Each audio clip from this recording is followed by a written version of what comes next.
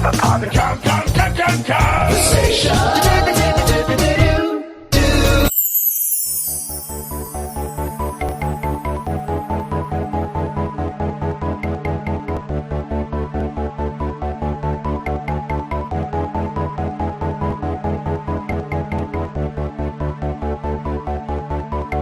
Hello, and welcome to the Kongversation. I'm Hyle Russell.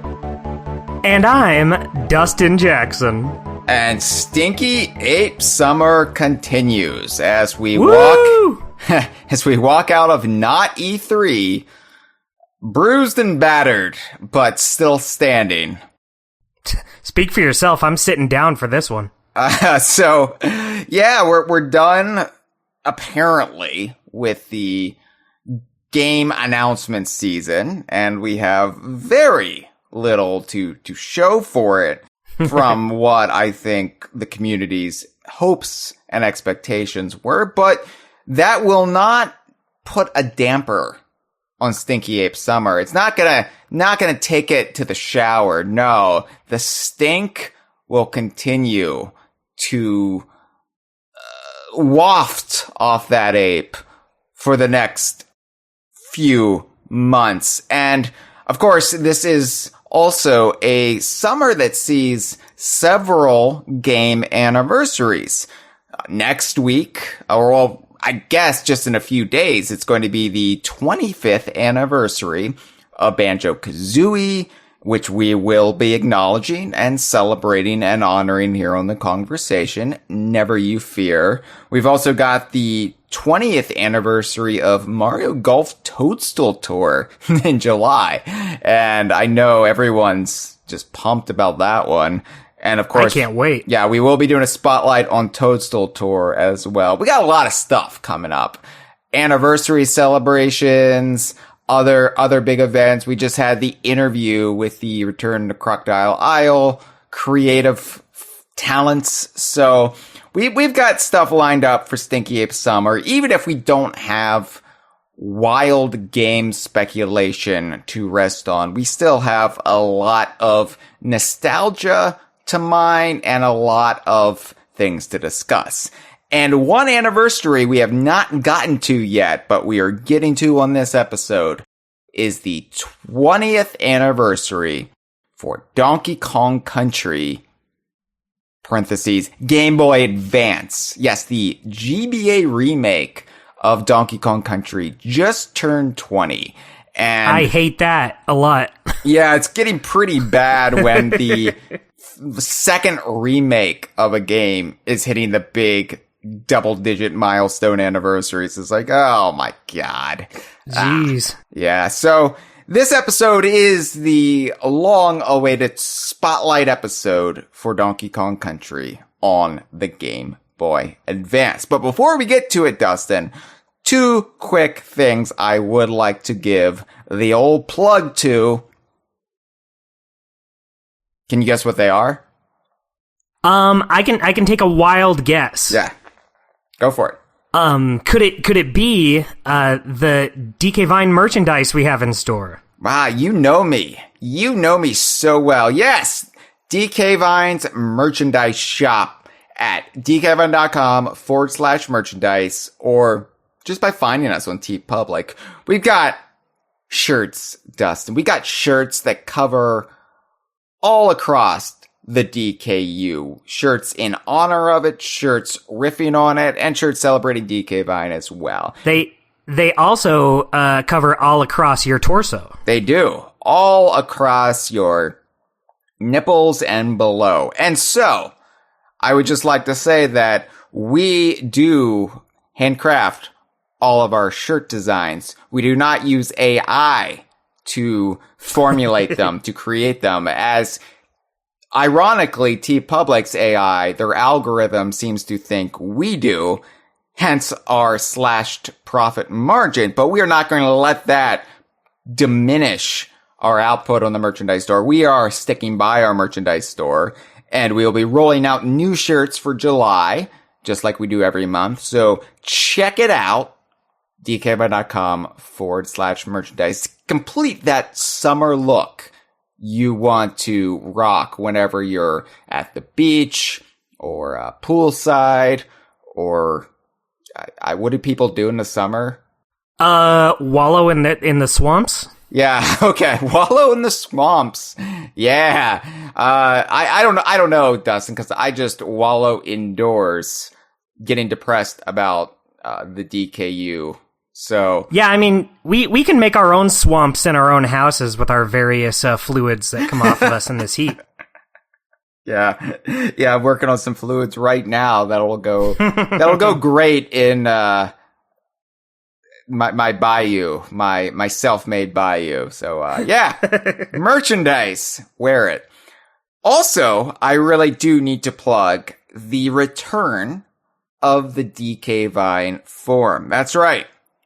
So, it was, what month was it? May? Was it May that the DK Vine forum went down? We hit May. It's May 1st.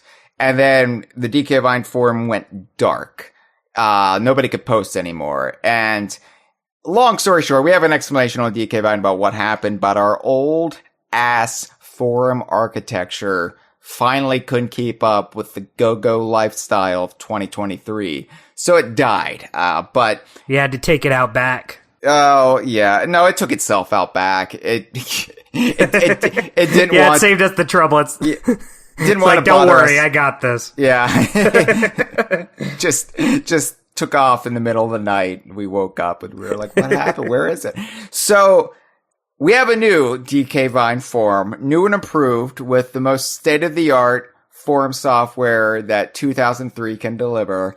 And it's actually really nice. It's the new Play Control DK Vine forum. Took us about a month to get this up, but it continues the spirit of the old DK Vine forum. It's both a continuation and a fresh start. Win-win. It's neither like, state of the art because it's like I said, it's just as old as the game we're discussing today. But it's still more current than our old forum. So we are quite pleased with it. Got a lot of new fun things, just a lot of fun emojis and forum post icons. And I don't know, it's just a lot of fun to be like, oh, I want to make a comment on the new Play Control DK Vine forum, and I'm gonna drop in an emoji of Krill the whale from Donkey Kong Country Returns, because why not? So yeah, you can check it out at dkvine.com/forum or dkvine.com/forums. Both take you there right now. We're not gonna trick you with infected toe and peroxide anymore. I mean, that might still exist.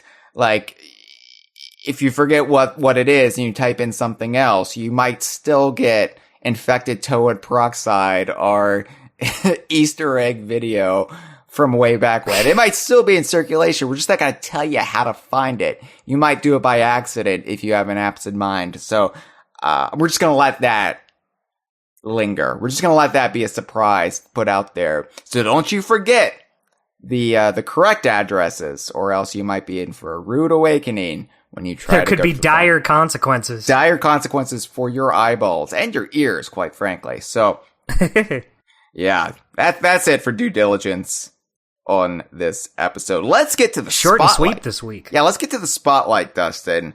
Donkey Kong Country for the Game Boy Advance. Now, it was released 20 years ago. June 6th, 2003 in Europe. June 9th, 2003 in the Americas. And we had it out June 20th, 2003 in Australia. And not until December 12th, 2003 in Japan. What was the hold half up? A year. Yeah, what was the hold up in Japan, I wonder? Man, who knows? Maybe they were trying to put more references to the cartoon in there. Surprisingly popular in Japan. It was probably just juggling release dates, because this was still the era where we didn't have necessarily the same release schedule as Japan. You would have games that would only come out in Japan and that we would never get in the West. And so maybe it was just coming out at an inopportune time in Japan, and they said it will do better at the end of the year. But whatever the case may be, we've obviously discussed the Super Nintendo version of Donkey Kong Country, the original version, a great deal on this podcast. It's DK Vine's Kongversation. Of course, we've discussed the Super Nintendo version of Donkey Kong Country. And last year, Cameron and I did a dedicated spotlight on 2000's Game Boy Color version of the game. So, the Game Boy Advance version, it's something that we've only really brought up in passing when discussing other broader topics. Like, Dustin, when you and I did our now infamous 4-hour episode on Donkey Kong's Tree Houses, it came up. How could I forget? Earlier this year when we discussed, the Congo jungle, it came up. We actually used the GBA rendition of the Congo jungle as our key art for that episode on YouTube and SoundCloud. Man, I was on both of those. You were. So, it hasn't been something, though, that we have put the dedicated spotlight on. Even though it is vitally important to the history of Donkey Kong. And that might be surprising to some people out there when I say the Game Boy Advance remake of Donkey Kong Country is vitally important to the history of Donkey Kong. And quite frankly, the larger Donkey Kong universe. And it's important in a way that I don't think has ever really been appropriately measured by non-Donkey Kong games journalism. Like, I don't think outside of DK Vine, it gets the due it so deserves. And while I know this episode won't have a reach beyond our own audience, I hope it does start changing people's perception on the Game Boy Advance remake of DKC. Because, yeah, compared to the Super Nintendo one, most people will pick the Super Nintendo one. It can't really compare. But when you look at the effect it had on Donkey Kong and on the fandom of Donkey Kong, then I don't think you can turn your nose up at it. Oh, definitely. I remember them really marketing this one when it was first coming out. I remember seeing ads in magazines, commercials for it. Remember game commercials? I don't know what commercials are, Dustin, 'cause I cut the cord. I don't have cable. I guess I get commercials on Peacock. When I'm watching the U.S. Office, I get commercials, and they're mostly insurance commercials, like State Farm and Liberty. That's not as good. No, these ones had a gorilla in it. Oh, okay. Yeah, I prefer usually anything with a gorilla in it. Sometimes a bear, sometimes a squirrel, sometimes pirates. Yeah, so if Super Smash Brothers is the kingmaker, this franchise, this game series that can take a character or a concept and make it universally known, put it on a pedestal where it can never be discarded again because it is in this game that everybody recognizes as the legitimizer, right? When it bestows upon you this status, then it will never be diminished again. If Super Smash Brothers is that, then the Game Boy Advance Donkey Kong Country Remake Trilogy, especially this first game, that's the torchbearer. It's what kept the light of Donkey Kong Country and Rare's vision for Donkey Kong alive at a time when, had one or two circumstances been different, it may have been extinguished entirely.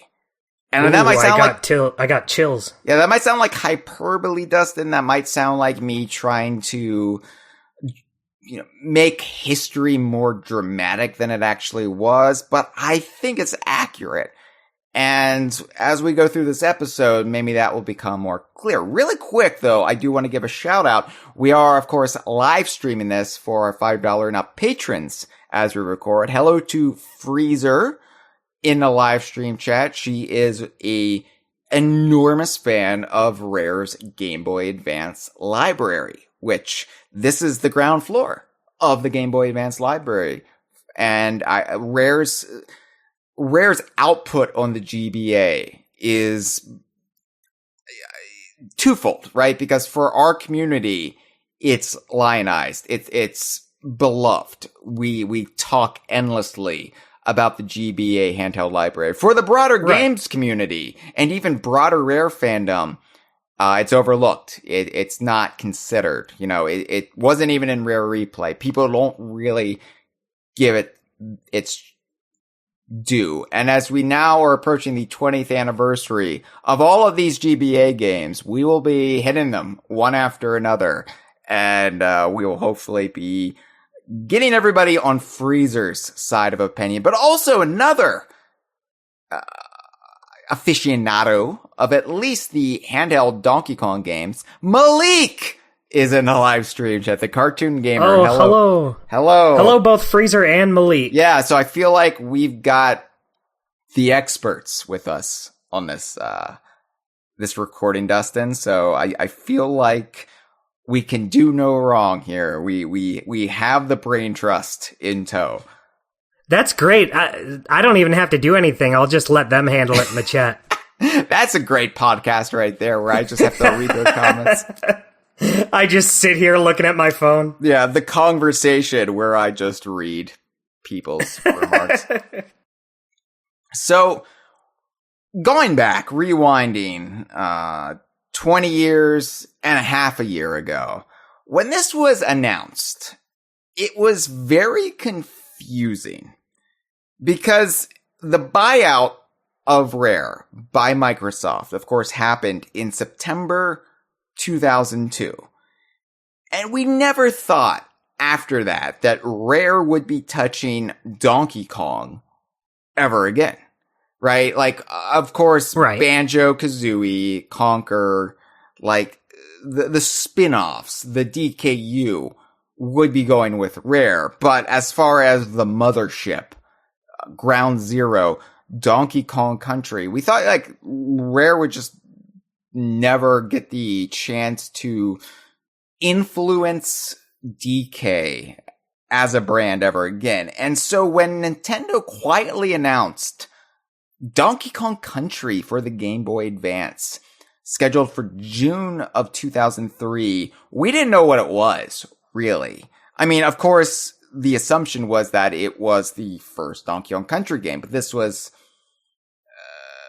like just a couple years after the Game Boy Color version. And we were like, but Rare is no longer with Nintendo. How is this going to work? Is Nintendo somehow just porting Donkey Kong Country by themselves without Rare's input?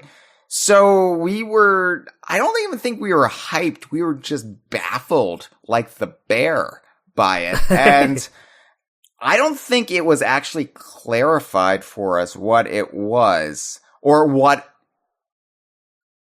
like, the actual intent was, who was behind it, until it was brought up on Rare's website, where Lee Loveday explained that because Microsoft didn't have a handheld console, they were actually cool with Rare continuing to develop games for the Game Boy Advance, which suddenly meant that several games announced at E3 2001, you know, like the most glorious E3 in the pantheon of E3s for DK Vine, those games were back on the table, including Grunty's Revenge, Saberwolf, and some form of Diddy Kong Pilot and Donkey Kong Coconut Crackers. Like, we didn't know, are we still getting those games? Are they gonna get a makeover with Banjo or whatever? We didn't know, but we knew that Rare was doing the remake of Donkey Kong Country, and so began the journey of Rare on the GBA, which, like I just said, it's home to what I would argue are some of their finest, or at the very least, most charming games ever. Like, these 7 games, well, 6, because I'm not going to count Banjo Pilot. Those 6 games, I think, either they brought new fans in, like with the GBA remakes, or they were just like some of the warmest, most quintessential slices of Rare you could imagine, in the form of Grunty Revenge, Saberwolf, and its Mr. Pants. Yeah, I think part of what makes me value those Game Boy Advance games so much is, like, the Rare console games felt very pristine, very high class, very well done. And not that the portable ones weren't, but they felt a lot more, what's the word I'm looking for? Homemade, maybe. Like, I think we discussed it in Saberwolf, how it just feels like a real personal project, a personal passion project from Rare. And I kind of get that feeling from all of the GBA games, including these Donkey Kong countries. They might not look like the best games Rare's ever put out, but there's just so much love, care, and charm put into them. They're the deep tracks, right? Like, they're not maybe like the top 40 chart-topping singles of Rare. Right. But they are the underappreciated album tracks that the hardcore fans gravitate to in a way that I think can't be appreciated unless you're in deep. Yeah. But the GBA remake trilogy, they definitely moved the needle, which we'll discuss. I know, like, from a contemporary perspective, that might not be acknowledged as much, but they definitely did matter back when they came out. And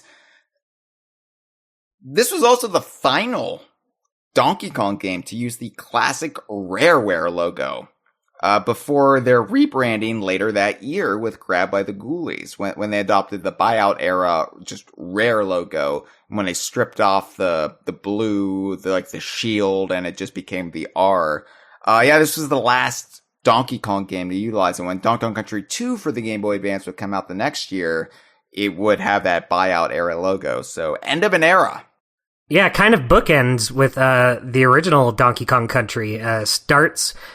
Rare's Donkey Kong era begins with that logo in the first game, and it also ends with the first game. Yeah, it's a shame that Grunty's Revenge still used the Rareware logo when it came out. Oh yeah, I guess never mind. It's not a bookend at all. It's a bookend for Donkey Kong, but and you can make the case, you can make the argument that Killer Instinct, the arcade version, was kind of a contemporary companion of Donkey Kong Country. So, whether or not Donkey Kong Country was the first to utilize it, it's iffy depending on. And anyway, but yeah, it's still weird to see that Rareware logo on the GBA, with both this and Grunty's Revenge. So yeah. So let's discuss a little bit, because if you have been paying attention, and if you paid attention to me at all last several years, whenever I bring this up, either here on the Kongversation or on dkvine.com or on our social media channels, you know that I'm very careful when I use phraseology referring to this game. A lot of people refer to this as a port of Donkey Kong Country. And in fact, that's what we referred to it back in 2003. A port. It's not a port of Donkey Kong Country. It is legitimately remade from the ground up. Like, a port would be if you were emulating the original Donkey Kong Country, right? If you're just bringing it over, porting it over to, say, the Super Nintendo Mini, the SNES Classic, or on the Virtual Console, Nintendo Switch Online, that is a port of Donkey Kong Country. It's an emulated version of the original game, just brought over. This is a remake. It is not the original game, like, shrunk down, washed out, made grainier. They had to remake it from scratch. So when I was compiling my show notes, I was like, where did this first come up? This story of how they crafted the GBA games. And I went digging, and I realized, oh wait, it first came up from us. We were the ones who first reported this like a decade ago. And I just forgot that we were the one, like Donkey Kong journalism. We do it. We've actually broken things in the past, and in the present. But yeah, we interviewed an anonymous Rare staffer. I know which Rare staffer it is. I can't say, because this was still back during a time when, like, especially like social media was still in its relative infancy and people didn't really have a direct handle to like the old devs from Rare. And you could just, ask them a question on social media and they say, oh yeah, this is what we did. So they came to us anonymously and they were like, yeah, don't say our name, but here's the story behind this. Here's the story behind that. And, we've never like asked them if we could publicly out them. But at the time they were very worried that, Rare or rather Microsoft would retaliate for like sharing industry secrets. And so, nowadays you could just ask like Paul Makachek on Twitter, hey Paul, what's the story behind It's Mr. Pants? And you get like a 20 tweet thread of every little detail you could ever imagine. But back then, can you give us like all the details on Stop and Swap, please, if you're not busy? And here's the facts from Nintendo where they angrily told us to cut the feature, and you're like, oh my god, like right click save as, so the kind of thing you just never get back then. So this was still like when talking to actual Rare staffers outside of the confines of like Lee Loveday's kingdom was just unthinkable. So we asked them about the making of the GBA games, and this is what they said. And I quote, this is actually a quote. We attributed this, by the way, to Tim Stamper. So it wasn't Tim Stamper who came to us and like shared all these details. That was just our clever workaround to hide their identity by blaming their former boss.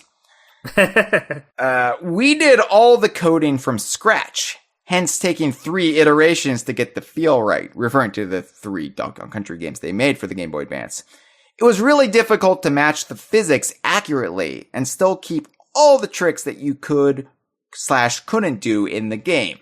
There'd be times when QA reports would come back saying something like, in the original, you could do a rolling jump off the edge of this ledge and reach that ledge, but you can on the GBA one. So we'd adjust it until it worked. Then get a bunch of reports saying, you can reach this area by rolling and jumping, and you're not supposed to. They also would go on to say, the art was lots of fun and games. Let's just say it couldn't have been done without emulators. The art is set with SNES emulators, stepping through the game one frame at a time with various sprite background layers toggled and taking screenshots. Most of the backgrounds were redone from scratch to look as best as possible in the color palette and scale/resolution of the GBA screen.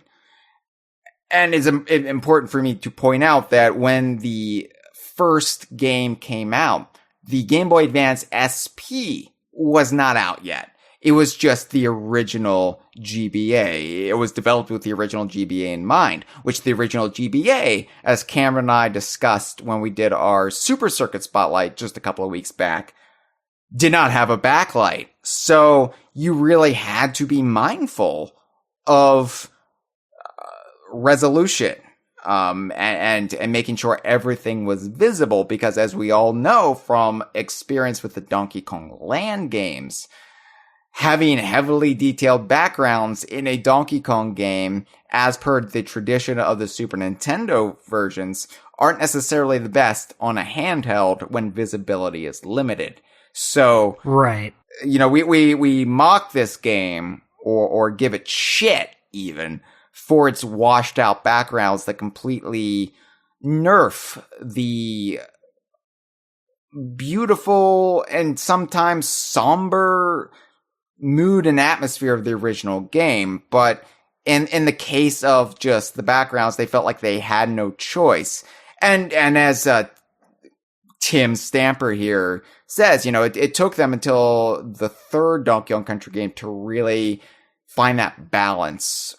And they didn't really have it with this first one. By the time DKC 3 came out 2 years later for the GBA, they really did find a way to preserve most of the visual fidelity of the original game without, making it an eyesore one way or another. It's very interesting. It says it took them 3 iterations to get the feel of the game right.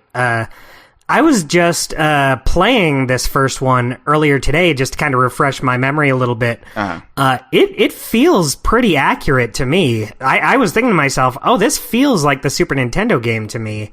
A lot more than the Game Boy Color one does. It doesn't feel like Donkey Kong Land 4 like the Game Boy Color one did. This does feel like Donkey Kong Country proper. And I love the Game Boy Color one for feeling like Donkey Kong Land 4, because I'm a Donkey Kong Land stan. You know, I'm ride or die with Donkey Kong Land. I don't care what anybody says, but I do understand, especially from a modern perspective. If you never grew up with the really janky handheld games of the original Game Boy, you know, going back to that now, I get it. But, you know, back then it was to be expected, and I thought Donkey Kong Land handled it deftly. But this does not feel like that. This feels like the Super Nintendo one, essentially, right? And having the screen real estate that the original GB didn't have certainly helps. Yeah, and I do think the backgrounds suffer in this version, but like on their own, I think they're still pretty good looking. It's just you have that comparison to the original game, so they're just not going to look as good. But for what they are on a Game Boy Advance, I think they still look pretty good.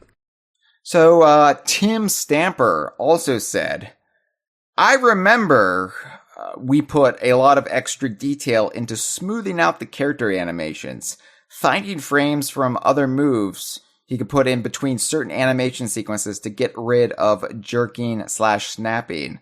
A lot of it you wouldn't notice until you're looking out for it, though. So, ooh, interesting. Yeah, this was just Donkey Kong Country remade. Like, they actually took emulated versions of Donkey Kong Country and rebuilt it from the ground up, because a lot of the files they had were either, like, they couldn't find them all, they were damaged, and it was just made more sense to recreate everything from the ground up. And that's why a lot of the stuff in this game was just remade entirely. Like, not even taken from the emulated version. They just rebuilt it. And of course, this would go on as the GBA trilogy would continue until we got to the third one, and they just redid the soundtrack entirely with David Wise stepping in for Evelyn Novakovic. So, I mean, this would get a lot more confident, a lot more comprehensive in what they would change. Like, eventually adding new bosses, an entirely new world. This version, compared to the sequels, I think is a lot more faithful to the original than the others would be. Like, the others would kind of feel a lot more emboldened. This one, they mostly stayed true to the original game. They did change some things here or there and add some new features, but it wasn't all in like DKC 3 GBA would be. Right. I know they add like the time trial in the photo album. Was that about it for this? It is pretty. Oh, well, there's also mini games and stuff we'll get to later. Yeah, no, there were new modes, there were mini games, and they also... So still some changes. Oh yeah, and they also heavily tweaked most of the boss fights, which we'll get into. But, this, like, on the surface, this is much more close to the original than the sequels. But when you dig a little deeper, you'll see, oh no, they actually did try to, in some cases, make Donkey Kong Country a better game than it was in 1994. And in some cases, they did succeed. In some cases, especially where it was out of their control, like atmosphere, like mood, like just the vibe. They really couldn't pull it off, and they went for something different. I think the big one that comes to mind first is it's no longer night in the second level. Yeah, they especially this one, they really couldn't replicate, or they didn't feel confident enough to replicate a lot of the more gloomy or dimly lit levels. Yeah. Really quick, I do want to give a shout out to the specific creative lot behind this game. The credits to the GBA game in particular and everybody at Rare at the time. So the lead programmer was Trevor Atwood. The programmers beneath him were James Simmons, Rob Ware, which always confused me in the credits because in the credits, Rob Ware was listed as R. Ware, which was, you thought, oh yeah, Rareware. Yeah, why are you crediting yourself? Yeah, of course. Did this game make itself? Yeah, of course Rareware programmed this game. Shut up. This is before, we really separated the Rareware branding with Rare, the studio, but. Right. The graphics are credited to Chris Peel for level graphics, Kerry Wood for sprites, Ryan Furchow, with world maps, which we will get into. Game design is Gary Richards, who is a household name if you love Rare's handheld games. Gary Richards conquers Pocket Tales. Need I say more? That says it all right there. Gary Richards also worked on Yooka-Laylee and Impossible Lair, so Gary Richards is still impacting us to this day. Additional design, Gareth Jones. Music composition is credited to Robin Beanland and Jamie Hughes. They took a lot of the music that were composed by David Wise and Evelyn Novakovic and in Funky's case, Robin Beanland, and redid it for the handle. That was kind of like what Robin did a lot during this era, was work on handheld games like this. Sound effects are credited to Evelyn Novakovic. Vocals, because there's a lot more vocals in this game than the original. Ben Cullum, Grant Kirkhope, and Chris Sutherland. And obviously Grant Kirkhope and Chris Sutherland, Donkey and Diddy. Favorite Donkey Kong voice to this day. Yeah, pretty good. Grant Kirkhope was used quite a bit for Donkey Kong, even in this post-buyout era. I think it wasn't until the middle of the decade that they really started phasing him out. But they used Grant Kirkhope even for the Western release of Mario vs. Donkey Kong. It's Grant Kirkhope's Donkey Kong fighting Mario over those toys in that game. And the manual is credited to Lee Loveday and Sue Overton. And for more on them, listen to the Rareware episode that Cameron and I did a little while back. I did. Yeah. So, I also want to discuss the promotion for this game. Not as much as I would get into for a big console release for Donkey Kong Country. Because, in those spotlight episodes, we break those up into multiple parts. And the whole first part of that is just pre-release. I'm not going to waste our time like this on this one, but this was surprising, Dustin, the promotion that went into this game.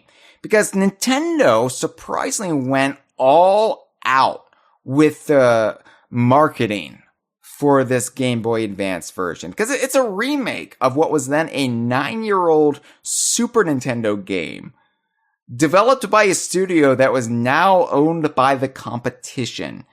But they really treated this like it was a new experience. It got TV commercials, it got print ads, it even got this massive 3D billboard in Toronto's Yonge Dundas Square. And it's just this inflatable billboard of Donkey Kong hanging on a rope. It's a Donkey Kong 64 render that they've actually made into an inflatable billboard. And it's just him with his, hand over his eyes, shielding the sun, looking out on the horizon. It's Donkey Kong Country, new for Game Boy Advance. And that was actually made by Soft Signs 3D, which, they still got it on their website as, yeah, we did this. So we did this, Donkey Kong. You're welcome. But yeah, it got promotional display items in various stores, like shelf talkers and signs, and Nintendo This is how much they wanted this game to succeed. They even commissioned developer Skyworks Technologies to develop a Shockwave Donkey Kong game for the CandyStand.com website, which was very popular, like before mobile games really took off, before like your parents would play Facebook games. Like, this is what people wasted their time on online, a free game experience that you could, you know, pull up in your school's computer lab or wherever. CandyStand.com was the place in the early aughts. And this game was called Donkey Kong Country Barrel Maze. And even though it was developed to tie into this game, this GBA remake, it was this full original game in its own right. Even got an ESRB rating. Like, it was actually a legitimate game. And however, like, weirdly enough, this wouldn't arrive until much later in 2003. And maybe it was like, it came out actually right at the time of the Japanese release. So maybe that had something to do with it, but we will actually cover Barrel Maze in full later this season on the Kongversation. We'll give Barrel Maze its full spotlight that it deserves. But yeah, teaser. You could play it on CandyStand.com and also DKVine.com because we did archive it. So if you have access to Shockwave or some way to still utilize it, you can download this DKVine.com. And why would you ever not? It's actually, well, it's not a great game, but it's an interesting game all the same. And like, this is how big this game was, Dustin. It not only inspired a new generation of Donkey Kong Country fans, it gave us an entirely new Donkey Kong game on the side. Yeah. You made a game to promote a game. Right. Like, that's Inception levels of marketing right there. Dustin, this game, hello? this game, this remake of Donkey Kong Country, it's important in particular to you. That's right. It so is, Hyle. Would you like me to regale you with my story? Yeah, when were you first exposed to DKC GBA? So, when I was a wee tyke, I didn't have a Super Nintendo. I couldn't play the Donkey Kong Country games. The way I played them was with an emulator and ROMs on my parents' computer, which I definitely don't condone. But, you know, when you're a kid, you really only have a limited amount of time to be on the computer, so I still didn't get to play it that much, but once they announced this Game Boy Advance version, that's all I needed. I bought it, and that was the version of DKC that I played for a long time. I have memories of playing it and, like, bringing my Game Boy Advance to junior high and playing it. I would play it, like, at night before bed, like, a lot. I played the hell out of this game. I remember going on camping trips and doing, like, the time trials in this game. Yeah, before the Wii Virtual Console came out and I could just play the Super Nintendo versions, this was my version of Donkey Kong Country. And yeah, it's not as good as the Super Nintendo version, but I feel like it still gets the job done pretty well overall. Yeah, like back before we would just have Nintendo Switches and Steam Decks in the palm of our hand. Like handheld gaming, you expected a little bit less fidelity, less impact visually, but It was still an incredible experience to have it in the palm of your hand and to take it wherever you wanted to go. You could take Donkey Kong Country wherever you go. And of course, I was a little bit more cynical because this was the height of my cynicism, 2003, but I was still very enthusiastic about this game because this was also right around the time that being a Donkey Kong Country fan, you felt on the defensive, right? So you wanted to support Donkey Kong Country however you could. And especially this was Rare. It was Donkey Kong. Yeah, I want to get all behind this game. But, you know, from my perspective, I was already a young adult at the time. This was a lot of kids' first introduction to DKC. 9 years separated this and the Super Nintendo original.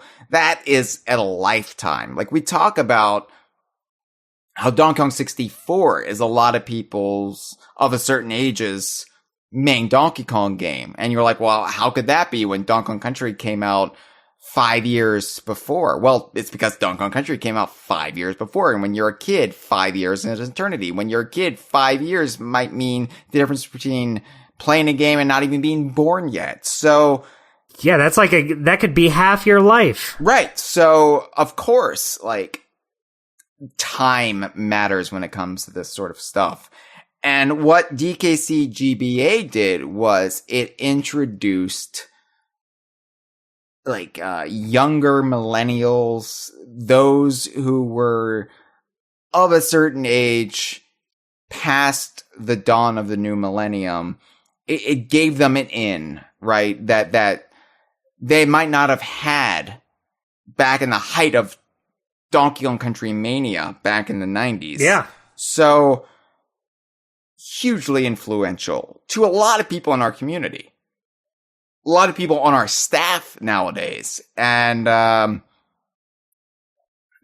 is why you're here, Dustin. I was like, yeah, Dustin had a formative experience with this game. So it's true. It really is something that I didn't really even think about that much until you asked me to be on this episode. Because it really was just kind of a placeholder for me. I was like, oh yeah, the Game Boy Advance version, I grew up playing that. But once the Wii Virtual Console came out, it was out of here. Why would I ever play the Game Boy Advance version when I have the real one? But no, looking back on it, I had a lot of fun with it. And, like I said earlier, I booted it up again today for the first time in, like, probably a decade. If not more. And no, it's just a pretty well done version of it. I still think I'd rather play the original over it, but it definitely has a lot of love put into it. Recognizable talent. Right. And it did change quite a bit. Like, there is content in there that you will not find in the Super Nintendo version. Right. Or the Game Boy Color version. Just like there's content in the Game Boy Color version you will not find in this version. Or the Super Nintendo version. Each version has their own tale to tell. And not to confuse people with your other podcast, Dustin. Thank you. I almost got confused. One of the things this game does, it has an actual in-game story. Like, in Donkey Kong Country, in the original Super Nintendo trilogy, the story was told in nothing but the instruction manual. It was a dark and stormy night. Here we actually see it was a dark and stormy night portrayed with the in-game models of the characters. Like, it's acted out for us. We actually see it canonically in a game for the very first time. And right, and it was a dark and stormy night, as far as the Game Boy Advance could portray, anyway. Right, like, we don't really see the dark and stormy night. So it was a bright and stormy middle of the afternoon. Well, presumably it was dark and stormy in the Banana Horde cave when we see that part. So that's true. Basically, what we see is it starts with Donkey and Diddy in Donkey Kong's treehouse, right? And Donkey says, "Are we going to act this out, Dustin?" I think we should. Give our audience a little show. After doing that Return to Crocodile Isle interview, now I have Richard Yearwood in my head as Donkey Kong. Now I have the cartoon voices lodged in my head, Dustin, and that's a problem for me. I could do it. I do it to myself every now and then. Why don't you do Donkey Kong? I will voice Diddy and Cranky. I can't wait. I'd love. Okay, and you can do the Kremlings too. How about that? Oh, thank you. So it starts with Donkey and Diddy in Donkey Kong's treehouse. Okay. Okay, little buddy, as part of your hero training, you've got to stand guard tonight over my banana. Oh, you know what, Hyle, I can't do that. It was pretty good. It was pretty good. Thanks, yeah, it sounded pretty good, but about, 2 seconds in, I could feel it in the back of my throat and just thought to myself, oh, this is not happening. You've got to stand guard tonight over my bananas. I'm giving it another try. Okay. I'll relieve you at midnight, so try and stay awake till then. So then it cuts to the banana horde cave, still full of bananas, mind you, and Diddy's in there. This is presumably when it's dark and stormy outside. I'm not going to do the cartoon Diddy voice. I'm going to do some sort of like approximation of Chris Sutherland with my own stylings. Who goes there? Says Diddy. That was good. Yeah, and then we cut to just a dark screen. Whenever there's off-screen dialogue, it's portrayed with just a black screen.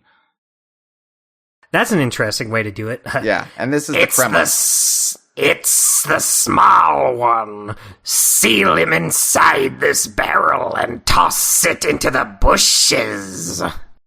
So this is the first canonical depiction of the very first time a Kong was sealed in a DK barrel. Donkey Kong's bananas are ours.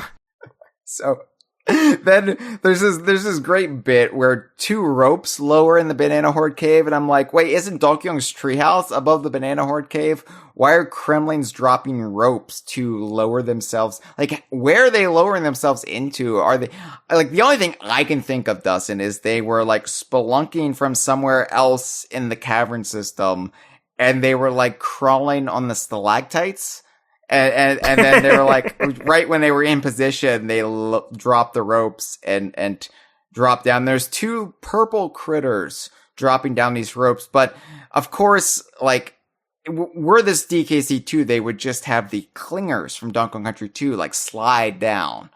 But they have no animation reference from the emulated character sprites of critters sliding down ropes. So they just have the critters fall. Like the ropes drop and then the critters just fall. And we're just our brains are just supposed to read it as they're sliding down the ropes. And it works.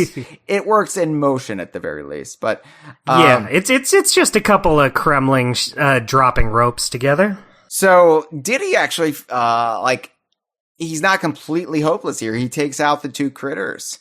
And what happens... He's capable. Yeah, but then what happens is a Crusher walks through the front door, and Diddy goes to roll into the Crusher, and of course, Diddy can't take out a Crusher, and so Diddy gets taken out, and that's the canonical first instance of a Kong being whisked away in a DK barrel, which was kind of cool, right? Like, they actually used something in-game to depict it. Like, Diddy would get taken out by a Crusher, so that's what takes Diddy out. And in the original Super Nintendo instruction manual, it's described as a clump taking out Diddy, but Diddy can take out a clump, so I do like that they changed it, for our first canonical, like, in-game depiction of it, at least. Like, obviously, instruction manuals, they're canon until they're contradicted by in-game events. So I like that they said, no, it makes more sense if a Crusher takes him out.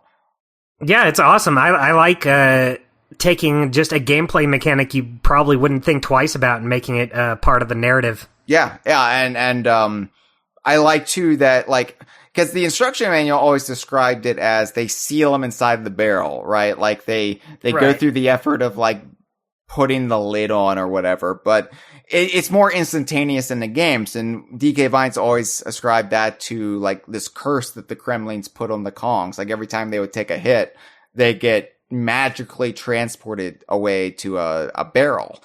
And so I like that puts that on the table. Like, well, yeah, he got hit by a Crusher, so when they say seal him inside the barrel, they mean seal with magic.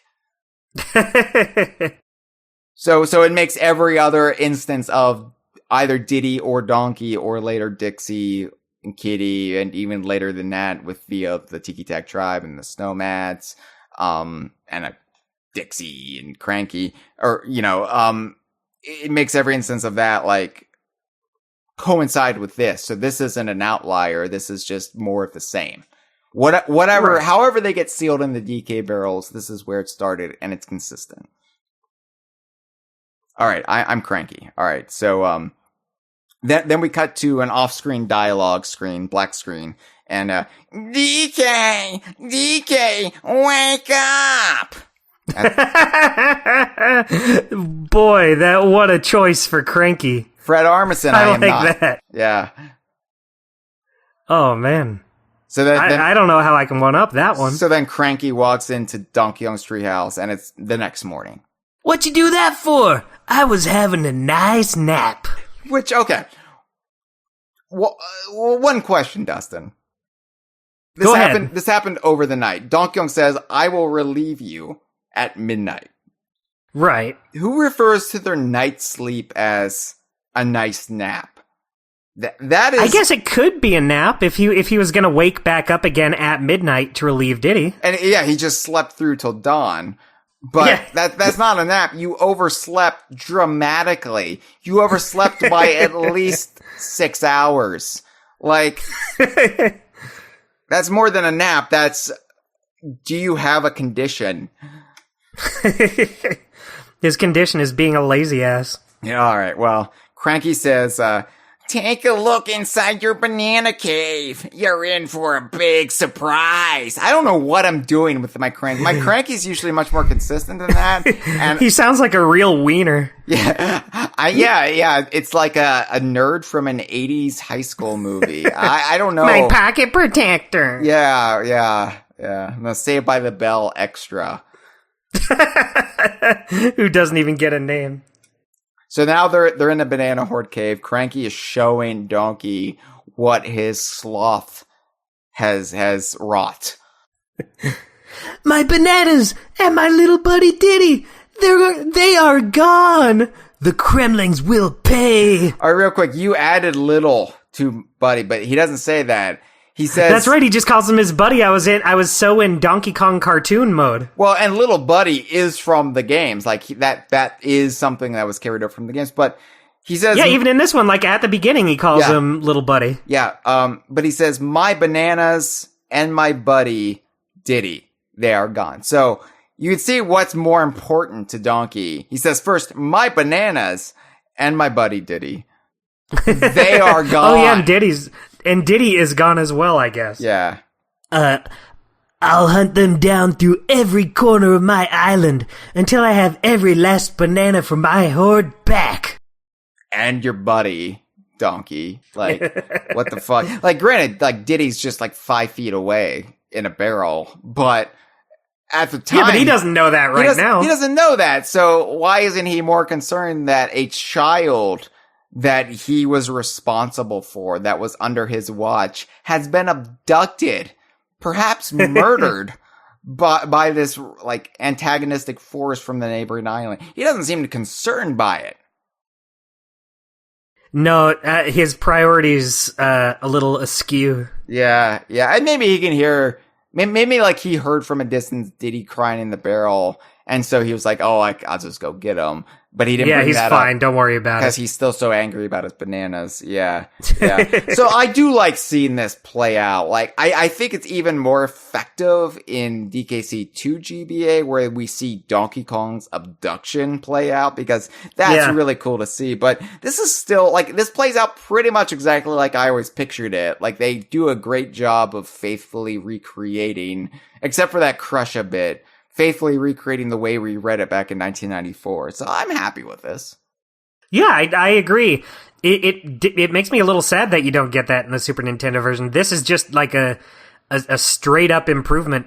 Yeah, and it is kind of this game's and this whole trilogy's Achilles heel, because while this is really cool, and it's really cool that they do it in the sequel too, for the intro. They don't do it for DKC 3, but it's a little bit harder to do it that way, because that game's plot is a little bit more nebulous and all over the place, and you can't really use it, like, recreate it using game assets that aren't already done in the Super Nintendo version. But the problem is they also get this chatty at times where the game shouldn't be this chatty, and it kind of tramples over the mood at various points. Not so much this one, but definitely with the sequel. There's points where characters should just shut up and let it play out, and they can't shut up, and they're like, rah, rah, rah, rah, rah, rah, rah, and they just completely torpedo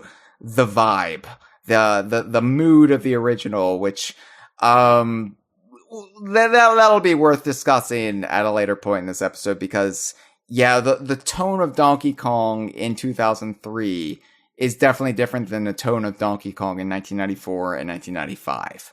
Right. Yeah. So, aside from having these, like, cutscenes, as they were, we also get a lot more deeper looks at different parts of Donkey Kong Country that we didn't see in the Super Nintendo or Game Boy Color versions.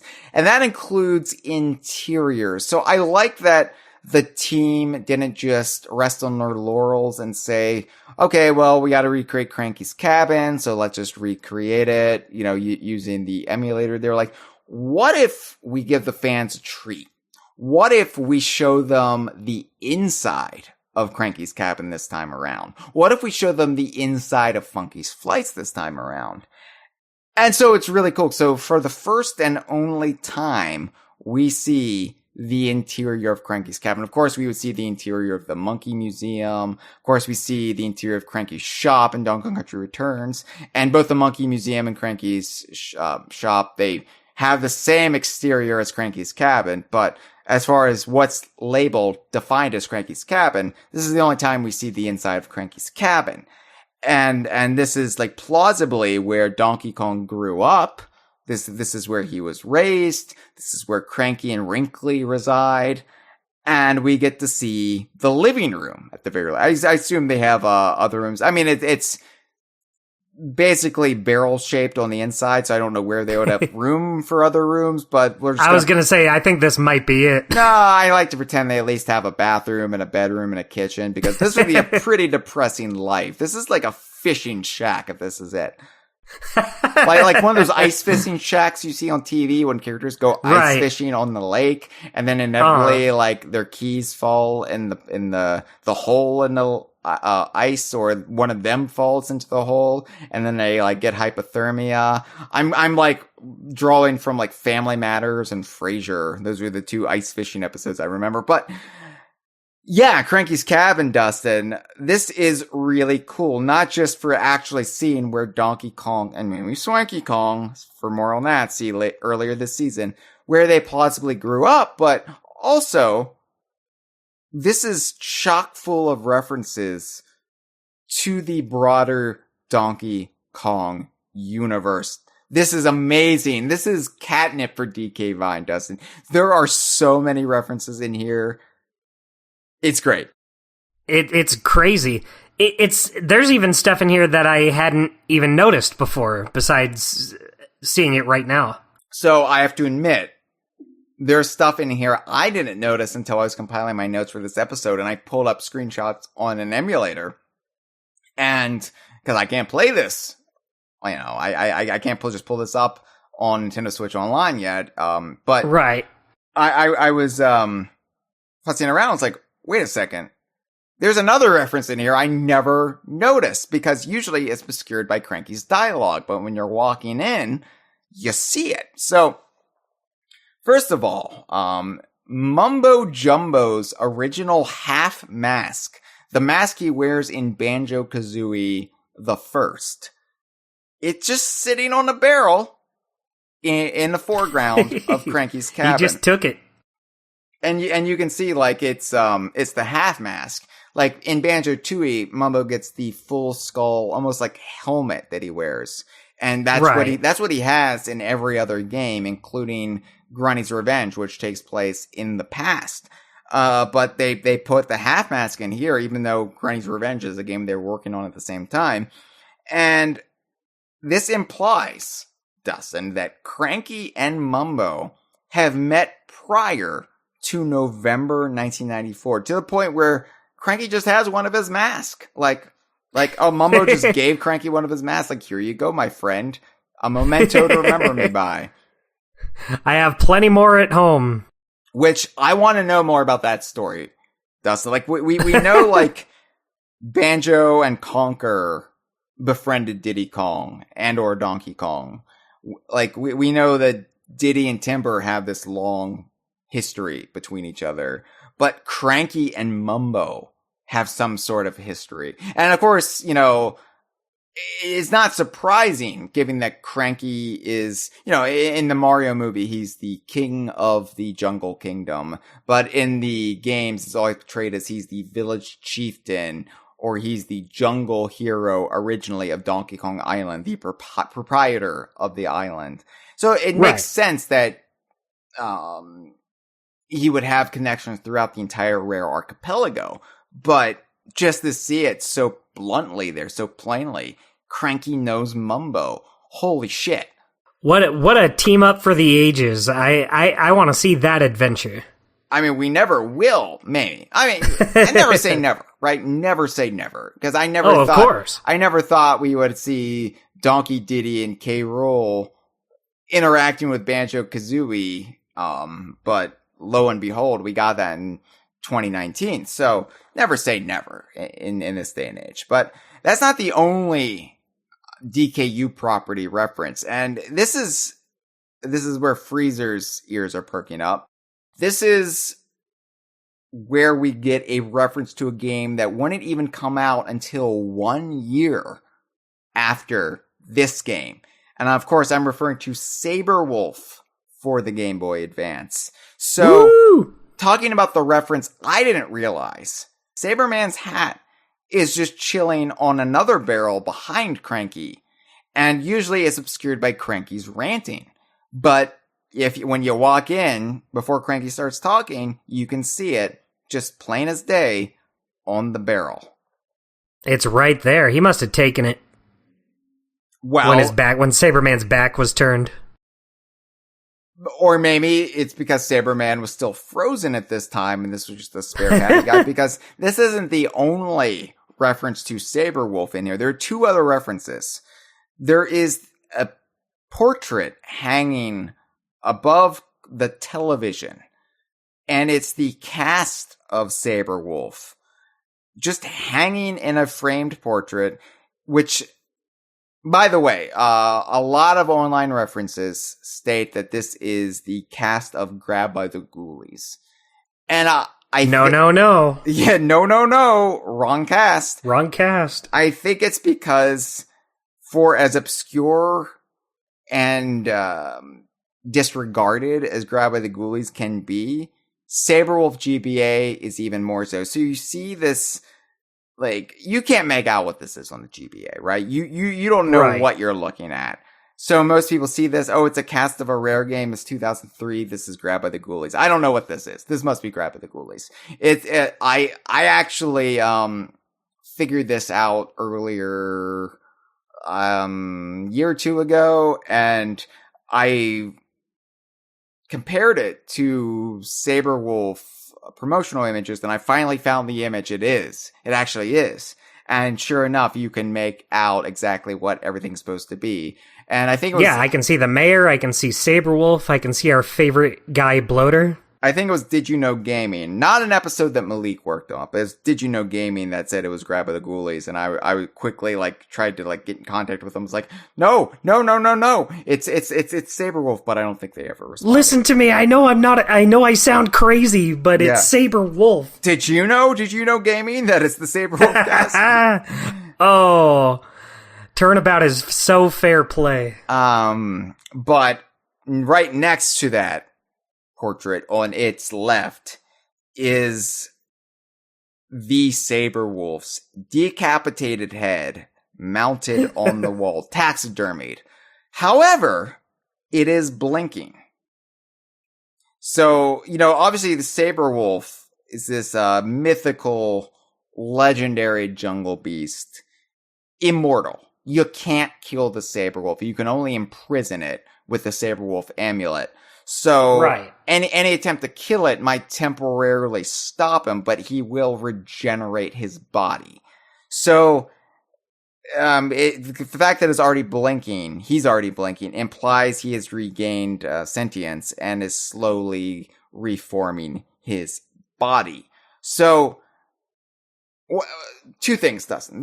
One, we mentioned when we did our Saberwolf tribunal last season, and we declared Saberwolf GBA is DKU because through the Marvel Cinematic Universe, Hawkeye, Kingpin, Daredevil logic of you can take a pre-existing character and filter it through your shared universe and put your own stamp on it. Anyway, so the very first appearance of Saberman as a DKU filtered character is in Banjo-Tooie. Right? The very first appearance of the Saberwolf as a DKU filtered character, Donkey Kong Country for the Game Boy Advance. Because this predates Saberwolf GBA by a year. Now, that's true. This puts the Saberwolf's whereabouts in November 1994 in Cranky's cabin, which means that Cranky hunted him at some point, possibly some grand adventure in his glory days. You know, when he was the video game hero, he went on this adventure in the Rare Archipelago, hunted the Saberwolf, wrestled it to the ground, ripped off his head, and mounted it to his wall. Jesus. I know, right? Like, holy shit. It really does give you some sort of insight into what Cranky did beyond just kidnapping Pauline back in the day. Like, Cranky has actually seen some kick-ass adventures. He's pretty hardcore. Now, we do know that the Saberwolf reformed and continued to roam the Rare Archipelago after this, sometime between 1994 and 2003, because we know by 2003 he had been hunted by another DKU character, Baron von Ghoul, because Baron von Ghoul would then make his skin into a rug and displayed him in Ghoulhaven Hall's sitting room, as seen in Grab by the Ghoulies. Man, Saberwolf sure dies a lot. Yeah, well, that's the thing. You can't kill the Saberwolf. You can only imprison him, which Saberman knew. But Saberman was frozen at this time. That's right. So there's multiple people who thought you could kill the Saberwolf. Right.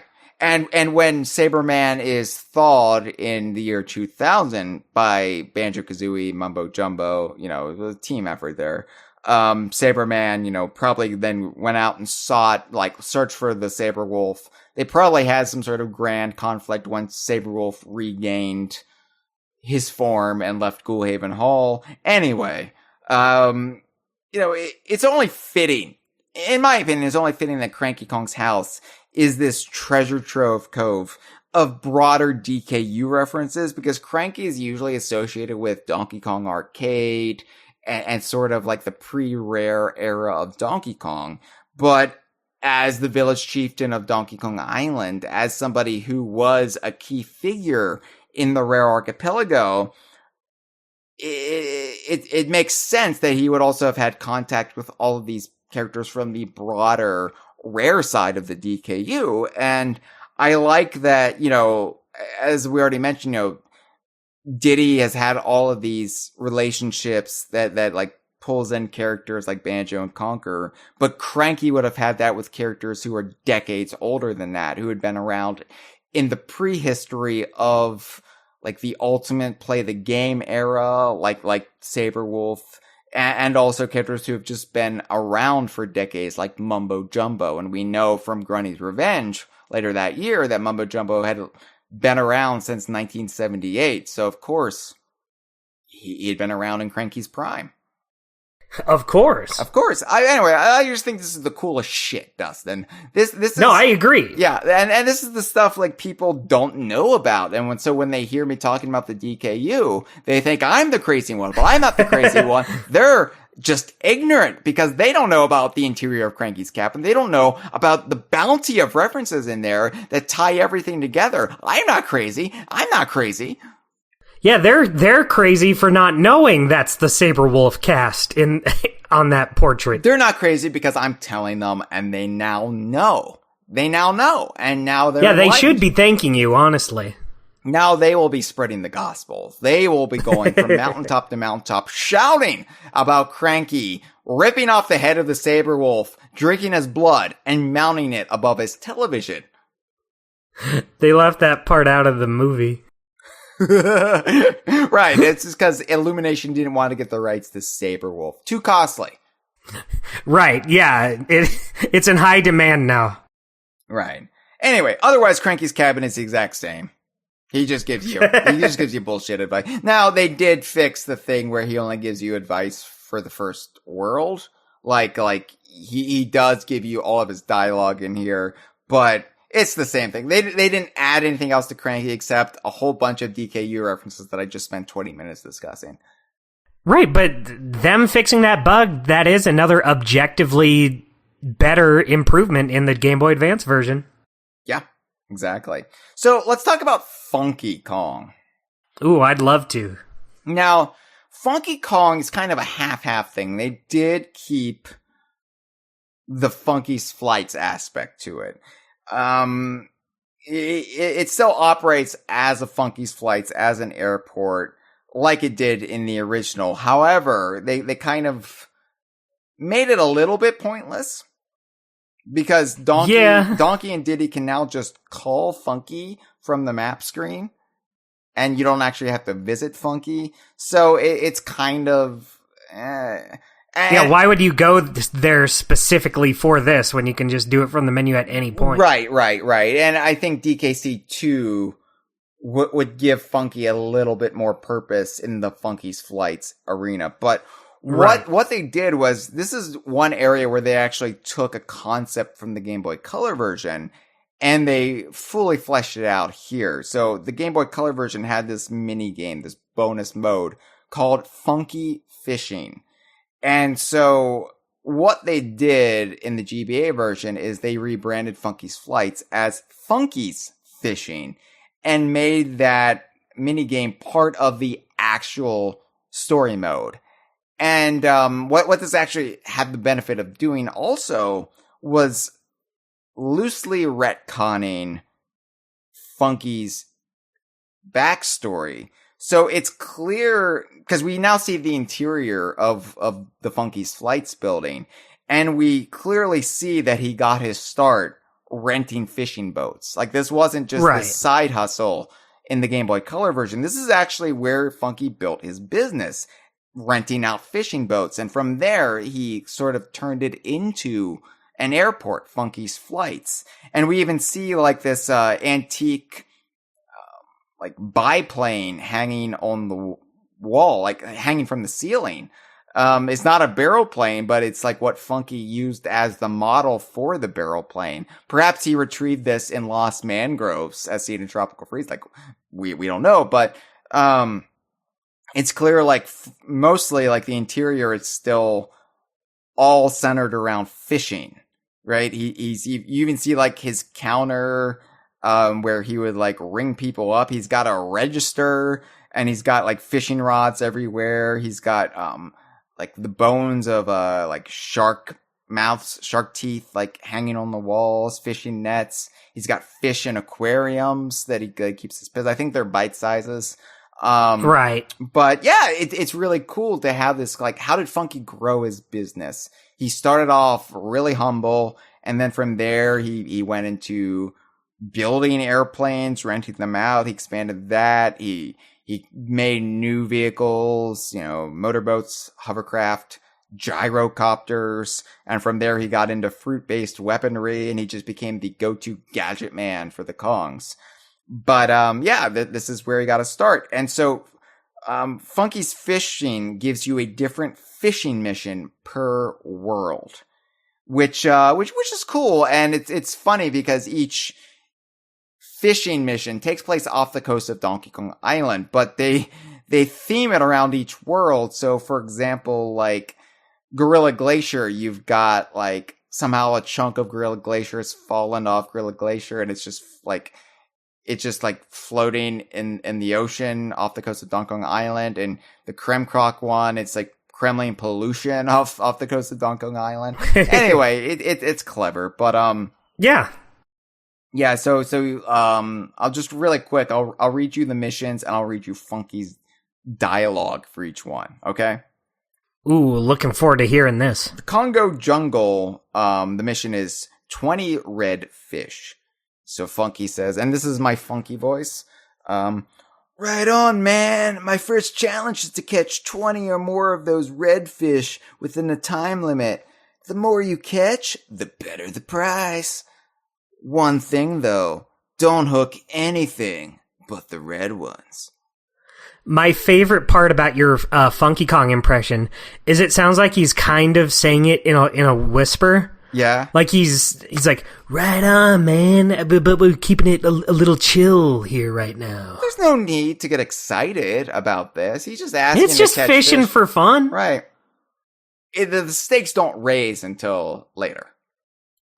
Right. So Monkey Mines, the mission is Croctopus Call. All right, so Funky says, this time I would like to catch 15 Croctopus within the time limit. Be careful not to hook any bottles, as these will reduce your time left. Not good, man. And I'm like, aren't you the one setting the time though, Funky? Like, what does it matter? Like, why is it? Maybe just give me unlimited time. Right. Jesus. All right. Vine Valley is Chump Chomps. So, I like this one. He says, dude, these waters are full of sharks. Help me clear them out and I'll give you more excellent things. Try to hook 10 within the time limit. One thing though, don't hook anything but sharks. I like how he's like stoner Steve Jobs, like, one thing though. I'll give you most excellent things. Gorilla Glacier is Squidgen time. Squidgen time. All right, and this is the one bit of Funky dialogue that I cry foul with, probably during the entire Rare era. So Funky says, right, mate. Mate. Like, that's weird. Like, it's a very English phraseology, or Australian, New Zealand, like, mate, right? Like, and I just don't think that jives with Funky's. Sometimes, yeah, like, he would say, dude. You're right. Like Funky is your stereotypical Californian surfer dude, or as portrayed in the cartoon, more of a Jamaican Caribbean kind of dude. Like mate is not a word he would use probably, but I mean, whatever. He's also a worldly individual. He might have adopted that, and it might slip in from time to time. Who's to say? All right, right, mate. This time you must catch as many squidges as you can within a time limit. I reckon 50 should be no problem. Get going. Like, also, that's very, like, authoritative for Funky. Like, yeah, doesn't even say please. Like, chop chop. Crack that whip, Funky. You're on the clock, DK. Don't come back until you got those squidges. So for Kremkrok Industries Incorporated, it's out with the trash. So Funky says, bummer, this water is full of trash. Collect as much as possible within the time limit.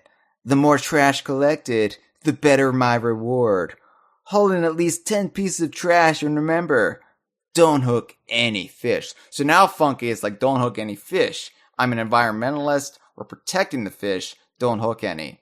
Just get the trash. These fish are SOL, that the water's already poisoned all around the factory, so we can't eat these. Like earlier, he was like, get the croctopus, but don't get any bottles. And I'm like, well, maybe get the bottles because they're polluting. Yeah, get those out of here. But I guess Funky's just having fun making the rules. Oh, this is going to be great. There's lots of bottles. I'll tell him not to get any bottles. So finally, Chimp Cavern's mission is, let's go a combo-in. A combo-in. Says, right, dude, this is a tricky one. This timer will start very low. You must try to catch more than one same-colored fish at a time. The more on the hook, the greater the combo. Once you get a combo, you will gain more time. Fill the timer to complete the challenge. Funky also spells combo with a K, because Funky is, if nothing, always on brand. And I don't know how he's conveying that in dialogue, but he's doing it. Yeah, when you hear him say it, you just know, oh, he's saying that with a K. All right. I think it's like he's probably putting a... Yeah, he's like, the more on the hook, the greater the combo. Well, that's obviously a K. Thank you, Funky. So it's also worth pointing out that sometimes when you're doing Funky's fishing, a little crab will scurry across the ocean bed. A little crab. And if you catch that crab, Funky will reward you with a picture of Funky Kong, which you can put in your scrapbook, which is then automatically added to your scrapbook, I should say. So there's just a little crab, and you can catch the crab, and then you'll get a picture of Funky. It's awesome, but seeing your picture of it all blown up like this, it doesn't look like anything. I was struggling to... I was looking at it, and I was like, what is that? Is it like... I couldn't even begin to think what this was. Yeah, it looks like the skin tags on my dad. You know what? That's exactly what I was thinking, too. Yeah. I was thinking, that's a weird thing to have in this game. It does look like the crab from off of Donkey Kong Land, the crabs that are just like chilling in Kremlantis, that are just part of the scenery of Kremlantis. Kind of reminds me of those crabs, which I guess you could make the case are the same crabs from Donkey Kong Country Returns, even though they don't really look like the same crabs if you squint. I mean, this is a blown up pixelated crab, so you could say, yes, it's the same crabs, whatever. Yeah, maybe it's actually identical if you were to see it outside of this. We're gonna say it is. We're gonna say Retro saw this crab, and they were like, you know what? Let's just do the whole world of those crabs. They saw this crab, a single tear rolled down their face, and they had a mission. So, of course, Candy Kong. Now, Candy Kong has probably the most dramatic overhaul in this game. Now, not as far as scenery goes, because her, like, pavilion/tent, it's still the same. Like, that hasn't changed. But, you know, the original game was Candy's save point, and then that became obsolete by the time of the Game Boy Color version. Because the last Rare game, the last DKU game made by Rare that utilized save points was the Game Boy half of Conker's Pocket Tales. Right. So, but by the time we got to DKC GBC, you could pretty much save on demand, right? So, yeah. So for that one, they came up with a different role for Candy, Candy's Challenges, where you would play some shitty, like, off-brand bonus level, and you would get this little medallion, right? Right. And it was kind of half-baked. It was an afterthought. This one, they came up with a whole new reason for Candy's existence. And the answer? Well, it was 2003, so the answer was, let's do our own version of Dance Dance Revolution. Do you know what? Just what I thought Donkey Kong Country for the Game Boy Advance needed. Well, I will say this about this little add-on. One, it does fit Candy Kong very well. Like right. Candy's biggest problem as a character, because she's kind of a piss take. And granted, I think Funky was a piss take in the first game too. Funky had a chance to grow into a surprisingly nuanced character. Just like K. Rool did. Just like a lot of these piss take characters. Haha, this is a stupid, shitty character, isn't it funny? But they actually grew into wonderful characters. Candy never really got that opportunity because she was more defined by her character design, and the joke limited her in a way that didn't limit Funky. And also part of that is we never really had an occupation to sort of root Candy in. Whereas Funky, he was a surfer dude, but he was a mechanic, and from there that really made him blossom into something else. Candy ran a save point, and what the fuck is a save point? So, you know, and Wrinkly sidestepped this entirely because she ran the save points in DKC2, but she was also a school teacher. And with Candy, we didn't really have anything to tie her to an occupation until DK64, where she ran a music shop. So then to bring dance into her career curriculum, I guess it makes sense. She is, she is into music. She's into dance.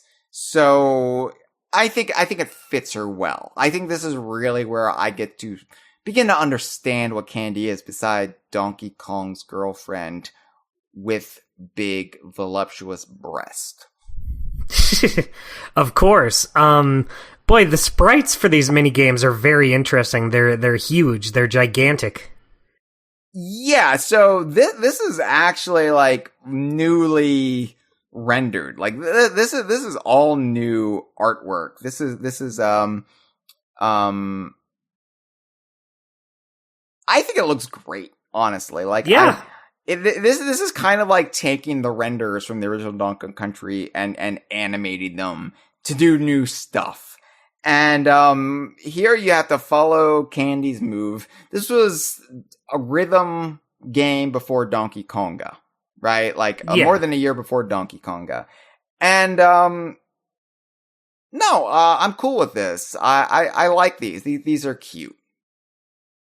Yeah, I think gameplay-wise, I'm not super into them. It's pretty basic, but boy, when I was playing it earlier today, I did the first one of these, and that first level song just hit me like a ton of bricks. I was like, oh yeah, I remember exactly how this song goes.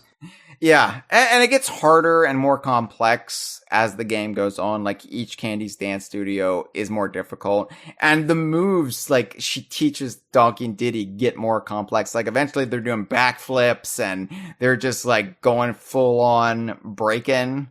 You have to press B sooner or later. Yeah. So, one thing I really like about this, too, though, is because this is the original Donkey Kong Country, Donkey and Diddy have their original, like, all red tie, all red shirt, all red hat. Like, they don't have the DK on the tie. They don't have the stars on the shirt, the Nintendo on the hat. It is Donkey and Diddy in their original look. They didn't change that. They could have gone back and said, we're retconning this. Because, the box art for this game uses Donkey Kong 64 renders. So, right. But in game, it's all just as they were in 1994, which I appreciate. Yeah, the one difference that I noticed right away is DK's fur being a lot darker. It is a lot darker, which is something that happened actually starting with Donkey Kong Country 2. They really darkened Donkey's fur with renders, and I think it got darker as the Rare era went on. Like, by Donkey Kong 64, like, he was dark brown, and but it's fine, I know what I really like it too is you got the background of each world behind Candy. So, like, I don't know. It's just, it's a nice little new bit of Donkey Kong Country that is totally unique to this game. Yeah, definitely. I like it. And it does. Like I said, it gives Candy a little bit more justification. And, I think I rag on Candy only because of how limited she was in that original game. I think Candy has potential as a character. And we started to see that with this game. We started to see that in the Payon games a little bit. They just stopped using her before we could really make her as beloved as Funky or Cranky or Wrinkly. And it's a shame. Like, I don't think Candy should be sacrificed just because she was a piss take, because most of the Kongs were piss takes at the beginning. And it's just, Rare's diligence of sticking with them that they grew into such fantastic characters. I'm not including Donkey and Diddy in that, or even Cranky. I'm including Funky in that, and, K. Rool, but now K. Rool and Funky are some of the most nuanced Nintendo characters. Yeah, K. Rool, a character developed to be a piss take, got into Super Smash Brothers. Yeah. So, and that could have been Candy had they stuck with it. This Candy would have dominated the Smash ballot. But this is a nice little glimpse into what makes her tick, and what defines her outside of shacking up with Donkey Kong. So, yeah, I'm all for it. Yeah. So yeah, I all in all, like, the Kong helpers, they're a lot more worthwhile visiting this time around. And you have to do it, to get everything in the game. But that's not all they changed for this game. So they did do a lot in this game to bring it more in line with the sequels. Because Donkey Kong Country 2 really did advanced the formula quite a bit, and then Donkey Kong Country 3 being a mostly new team taking over really built it on the bones of DKC 2. So DKC 1 was always this outlier with presentation and the way they did things like bonus levels. And so what the GBA team did, what the handheld team did with this, they took this as an opportunity to bring that first game more in line with the sequels. And part of that was bringing in bonus barrels. Because in the original Donkey Kong Country, like, bonus barrels were invented for DKC 2. In the original game, the times when you would blast yourself to a bonus level, when you weren't just breaking into a secret passage in the wall, it would just be done with a regular barrel cannon. It wasn't defined as a big barrel with a B on it. So you didn't even know if this would necessarily take you to a bonus level or if this was just a barrel cannon.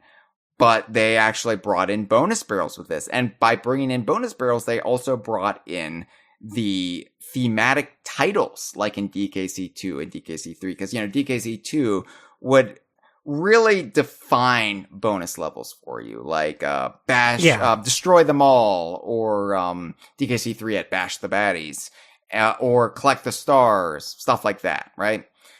Right. So this used some of that vernacular for the original bonus levels and also gave actual nomenclature for some of these bonus stages for the very first time, which I really like. I really appreciate. This is like rare fan wanking the original game, like DK Vine would fan wank, but this is actually official.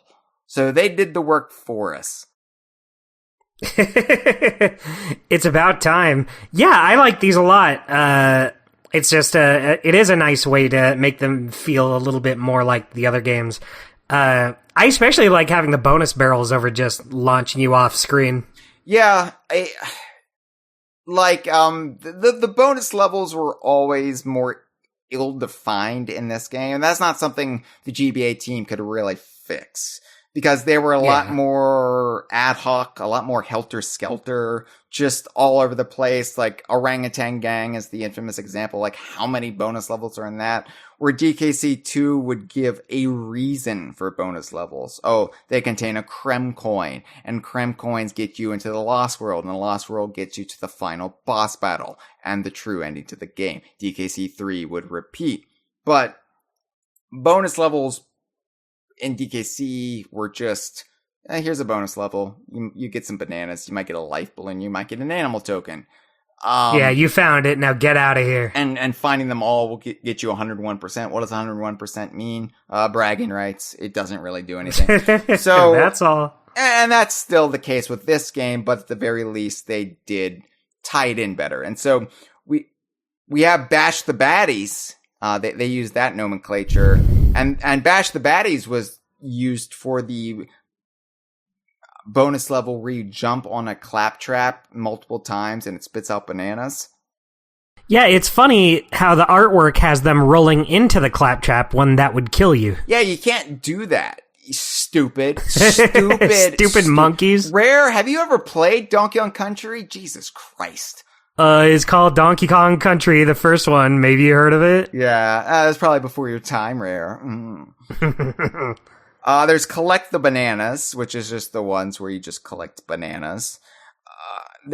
Collect the Prizes. This is the one where you shoot from a barrel cannon. You've got like 3 anonymous columns of bananas, and you don't know what prize is at the top of each one, but you have to kind of do a blind shooting of faith, and then you blast up there and you're like, oh, I should have blasted into that other one, damn it. And then you fall. Whoops. Yeah. Find the Exit, which is the most basic one. It's just the one where you just go from left to right. Find the exit. Yeah. Oh, it's over there. I got it. Bonus room done. Yeah. That was a tough one. Spell it out. That's the one where you have the rotating circle of letters and you have to hit them in the right order to spell out a word. I like that they gave a definition to this one, and they used, I think it's the render of Donkey and Diddy hanging on the Nintendo logo, but they cropped the Nintendo logo out and they just had them hanging on a big ABC, like a children's television show prop. Donkey Kong teaches reading. You know, I would love an edutainment game in the DKU. Like, I know Donkey Kong Jr. Math exists, but that's the arcade era. I want something like Wrinkly Kong teaches typing. Her ghost hands keep going through the keyboard. It's very unhelpful. Or Professor Chops' mom, Mavis Bacon. Oh, how long have you been planning that one? I'm pretty sure I've given that joke before. I've had that queued up for at least 13 years. And then there is also finally Stop the Barrel. And that's the one where you have a prize, like prizes flickering in the barrels and you have to like line them up and. Right. Yeah. Stop the Barrel. And interestingly, they used the render of Donkey and Diddy having their hands touch, like the like Wrath of Khan, like Kirk and Spock thing, but like I think it's like representative of them tag teaming, like, you know, doing their tagging out. They're high-fiving. But they separated the render and they put a barrel between them, which is clever. They're literally stopping the barrel.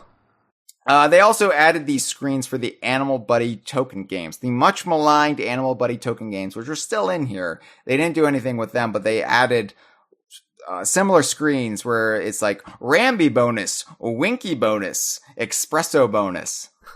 I love that Winky one where he's really just staring right at us. He's staring into your soul and he's like, come on, you know you want to control me, the frog.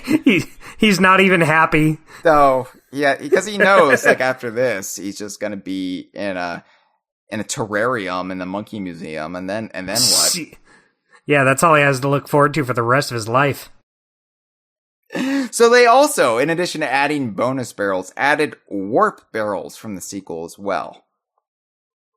So the original Donkey Kong Country did have level warps, and they would be hidden, and sometimes you would stumble upon it, and you would freak the fuck out. Like, what happened? What happened? Because you would just fall into a barrel, it would blast you, and then you'd be at the end of the level, and you'd be like, what happened? What am I doing here? And the game never defined it for you, and so this is something the sequel did better. It introduced the concept of warp barrels. And so it brought those warp barrels in here. It retroactively made these barrels warp barrels. But it also added a title screen, level warp, and not only that. So the warp barrels in DKC 2, they would bring you to this like interim screen, right? Where you collect bananas, and then you would go through the door, and then it would blast you back into the level towards the end. Right. Donkey Kong Country for the Game Boy Advance did something wholly unique with the concept. It would bring in these like interim rooms, these warp rooms, but it would take the concept and make it fully psychedelic.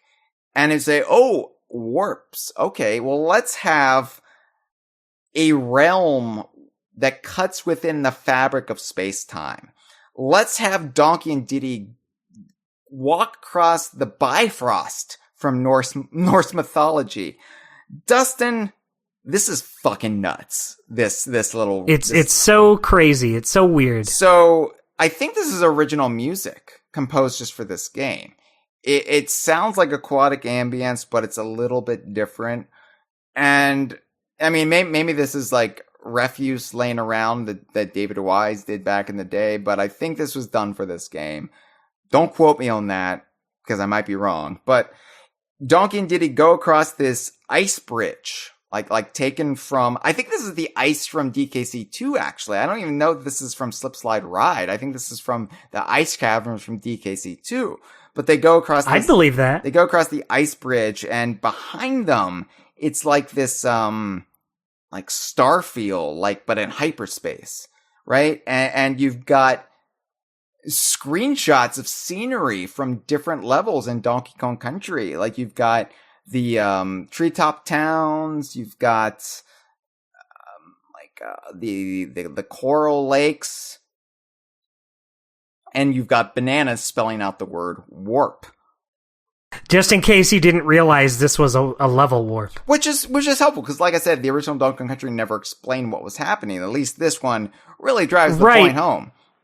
Right, but it's a little redundant when you have a screen before saying it's a level warp, though. It's a bit much. But you get some bananas. You get some bananas out of it. It's overkill, but it's very unique overkill, and I do like that it's outwardly saying, hey, Donkey and Diddy are in this nether realm right now. Like, they are actually, like, in the bleed of the multiverse. I don't fucking know.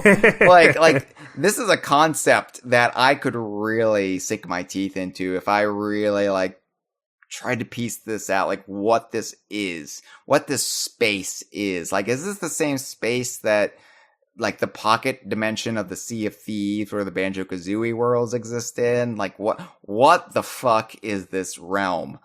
This is awesome. It's great. Yeah. I just love it. I don't even know what to say about it.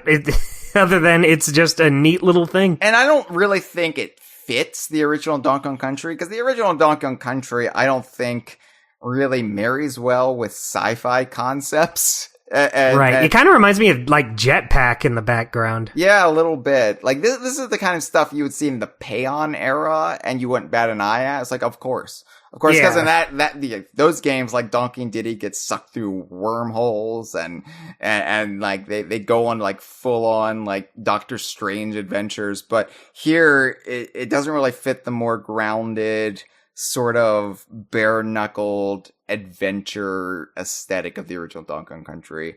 I like it, and I think it fits. Like, just in this one little version, which will never be the definitive version, it's fine. And I like that it, those times where you freaked yourself out in 1994, falling through, like, off screen and going into this barrel. This is what was happening to Donkey and Diddy. So when your mind was, like, going, like, off the rails and you were just imagining, like, full-on psychedelic shit, that was actually happening to Donkey and Diddy. You just never saw it. Yeah, they were having a really bad time. They were really freaking out seeing all this. So earlier, when I was talking about the game's creators, like this version of Donkey Kong Country's cast behind the scenes at Rare, I mentioned that Ryan Furchow did the world maps.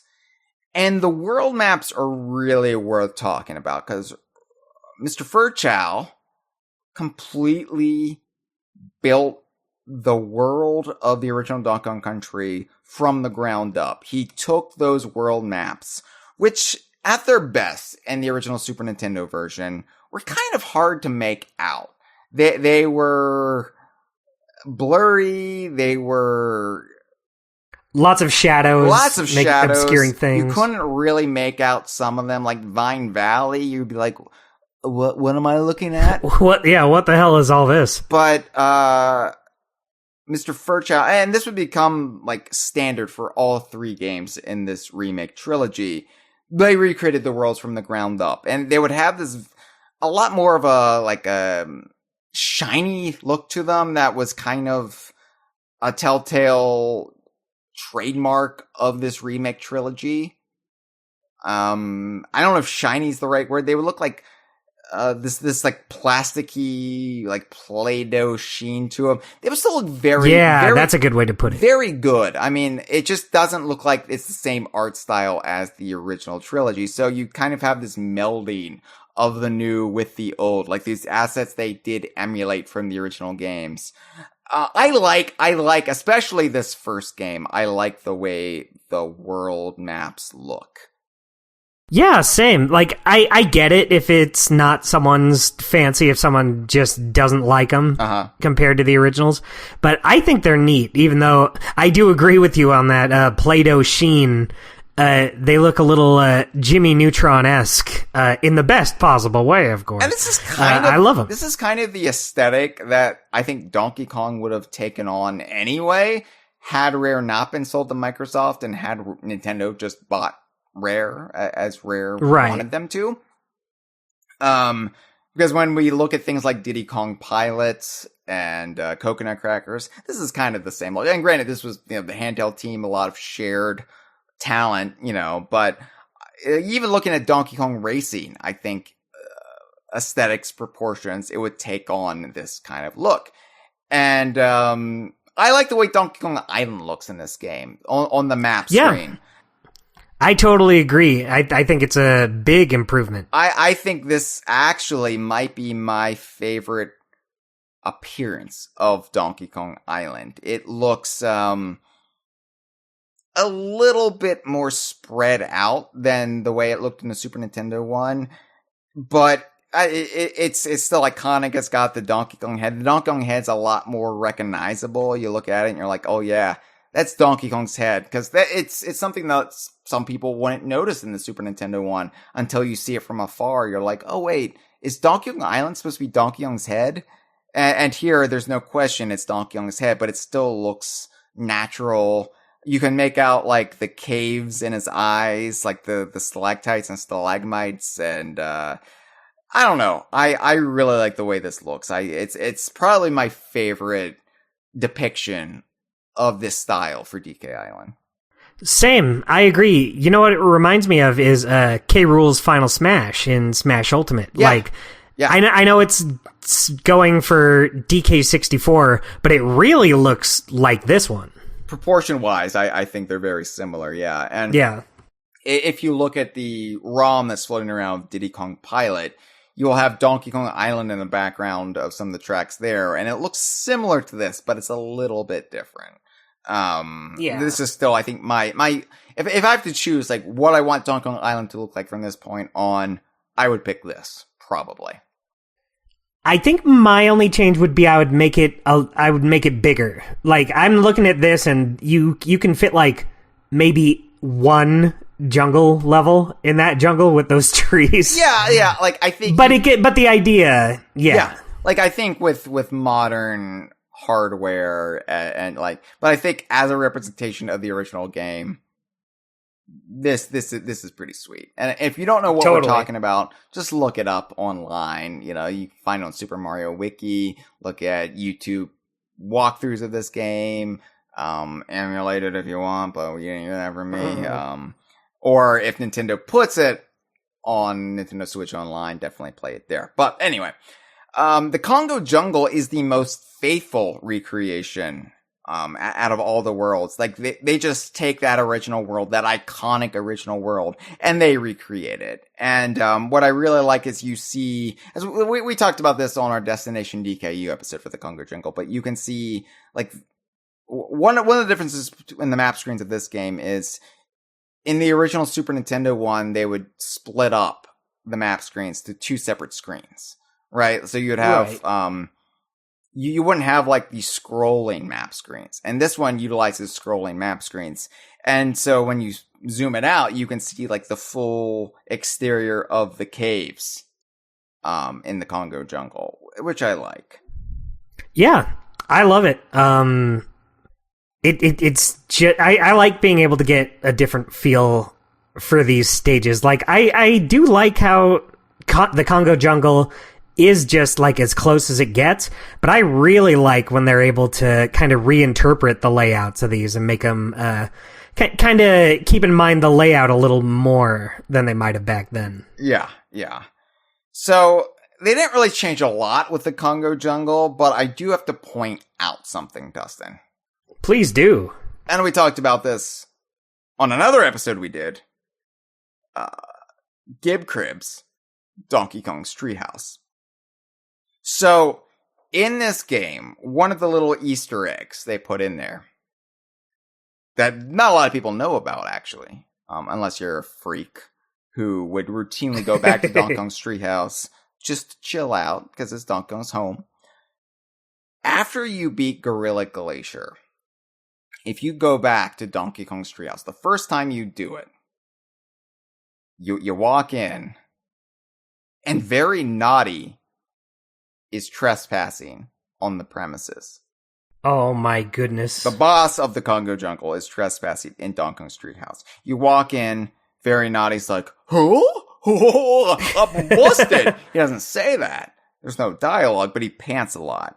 And yeah, you can definitely infer that that's what he would have said. Yeah, he does like I imagine Don Knotts, right? That's right, and then he just hops out, and that's it. Like I love this. Like, oh damn, I've been busted. I've been rumbled here. I got an amscray. And, I'm out of here. It's like, what was Very Naughty doing? Was he just wrecking up the joint? Was he just like well, he is right next to DK Socks, so right. Like, was he sniffing? Was he just trying to figure out why Donkey Kong has enormous socks, like all of us? Why are these so hard? Anyway, oh god, who's been the very naughty one here? Not me. Yeah. So anyway, yeah, that's just a little cool Easter egg. Definitely worth checking out if you've never done so.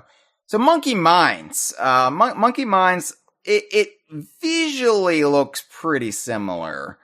But like, this is where they start changing the order of, like, the Kong helpers a little bit. So, like, Cranky comes first, and then, like, they like, push down, like, I think, like, Funky moves where Cranky used to be, and it's just like, why are they doing this? What? Okay.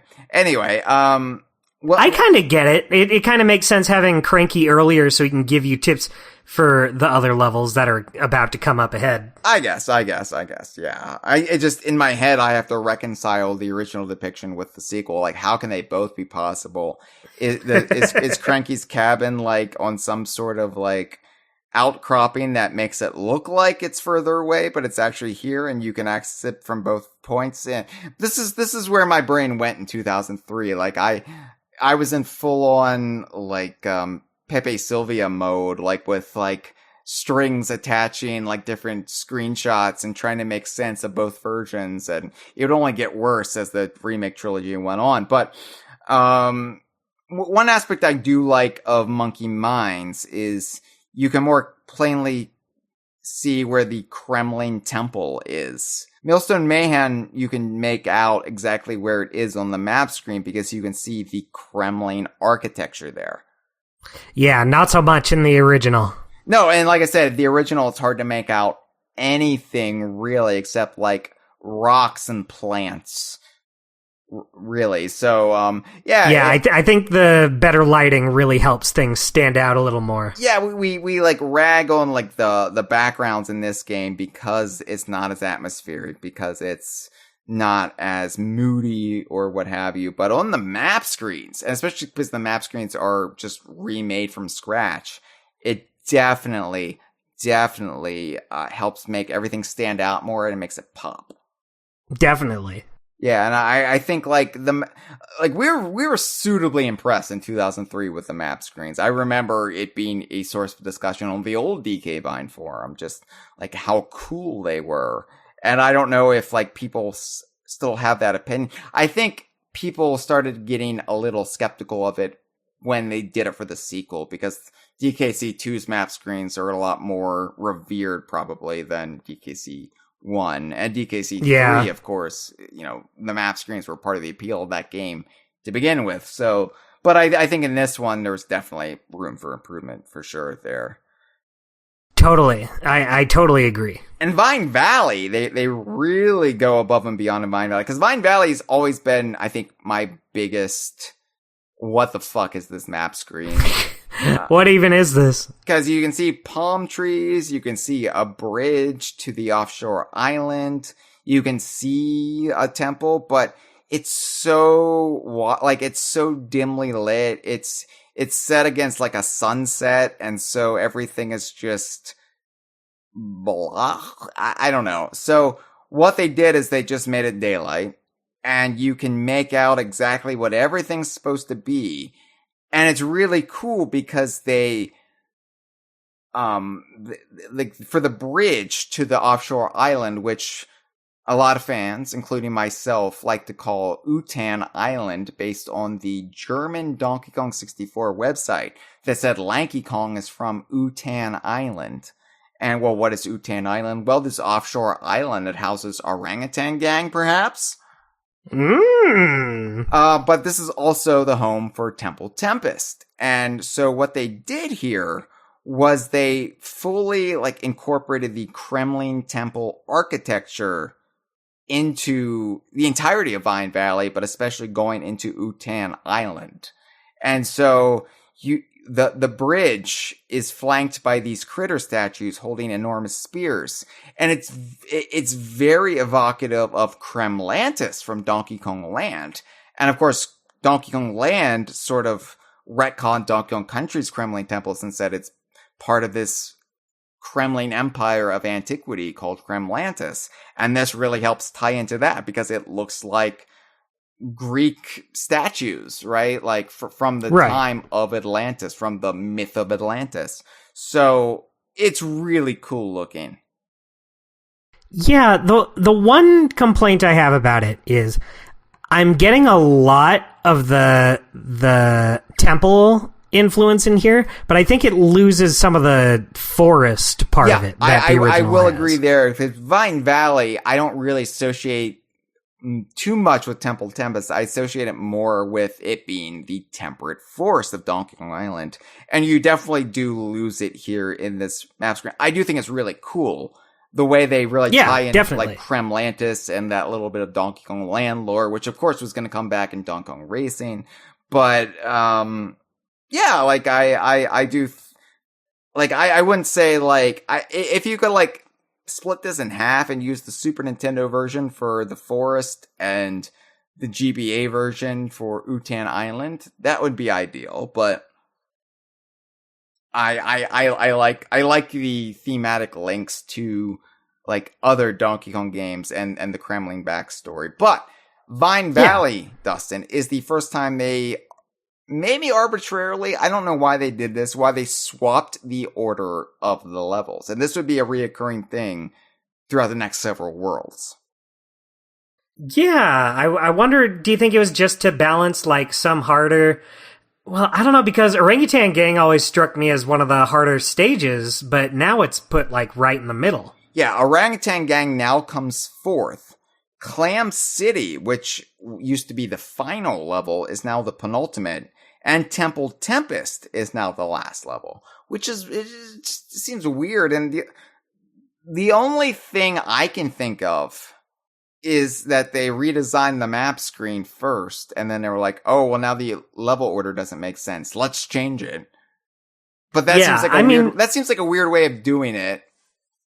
Yeah, I guess it doesn't hurt it. It's not like I'm sitting here thinking, oh, this game is ruined because Orangutan Gang comes earlier. And given the way it's laid out, there's really no reason why they couldn't do Clam City first. It doesn't really break the logic of Donkey Kong Country in my head. It's just weird. It's a weird choice. But yeah. This is also the first boss battle that they fundamentally alter. So, starting with Vine Valley, they changed the mechanics of the boss fights in Donkey Kong Country, going through Chimp Caverns. And the reason they did this is because, and I don't have this quoted, I don't have this verified, I just know it in my gut, the boss battles of Donkey Kong Country suck. Yeah, I know that because that's what everyone says and knows. Aside from the fight with King K. Rool at the end, which is a fantastic boss battle, the boss battles of Donkey Kong Country are absurdly stupid and half-baked. They spent very limited time. I mean, you can clearly see where they were time crunched, and they were time crunched with the boss battles. Because they all use the same background. They're all just a very basic run left to right, avoiding the boss, maybe hitting the boss, jumping on it, or throwing a barrel at it. And they get a little bit more interesting as it goes on, but they never get very interesting. Except until you get to King K. Rool, which is a great boss fight. Yeah, they never get, that enjoyable. You're not going to have anyone be like, oh, man, I love that boss Dumb Drum fight. Right. I don't mind Dumb Drum, but everybody goes to Very Naughty, and they pretty much kept Very Naughty intact. I think maybe Very Naughty jumps a little bit higher in this one, but... Right. they're not great, especially compared to the superlative boss fights of DKC 2, DKC 3. Even Donkey Kong Land had better boss fights than this. So ouch. I mean, that's not a knock against Donkey Kong Land. I'm saying, like, Donkey Kong Land had better boss fights. I'm thinking Giant Clam. Yeah. You had to, bounce the pearls off the mollusk. Hard Hat. Just more interesting. Hard Hat was Whack-A-Mole, which was, clever conceit, I guess. So, the team rightfully said, hey, this is actually one area where the, brilliant Greg Mayles design fell on its fucking face. Like, Greg Mayles tripped over his dick, and we can do better than Greg Mayles. Ha ha ha. We are kings. We are queens. We are the rulers of Donkey Kong Country. Let us have our say. And so they started changing the boss fights with Queen Bee. And I would argue that Queen Bee didn't really need it, but Queen Bee, they changed it by having Queen Bee surround herself with zingers.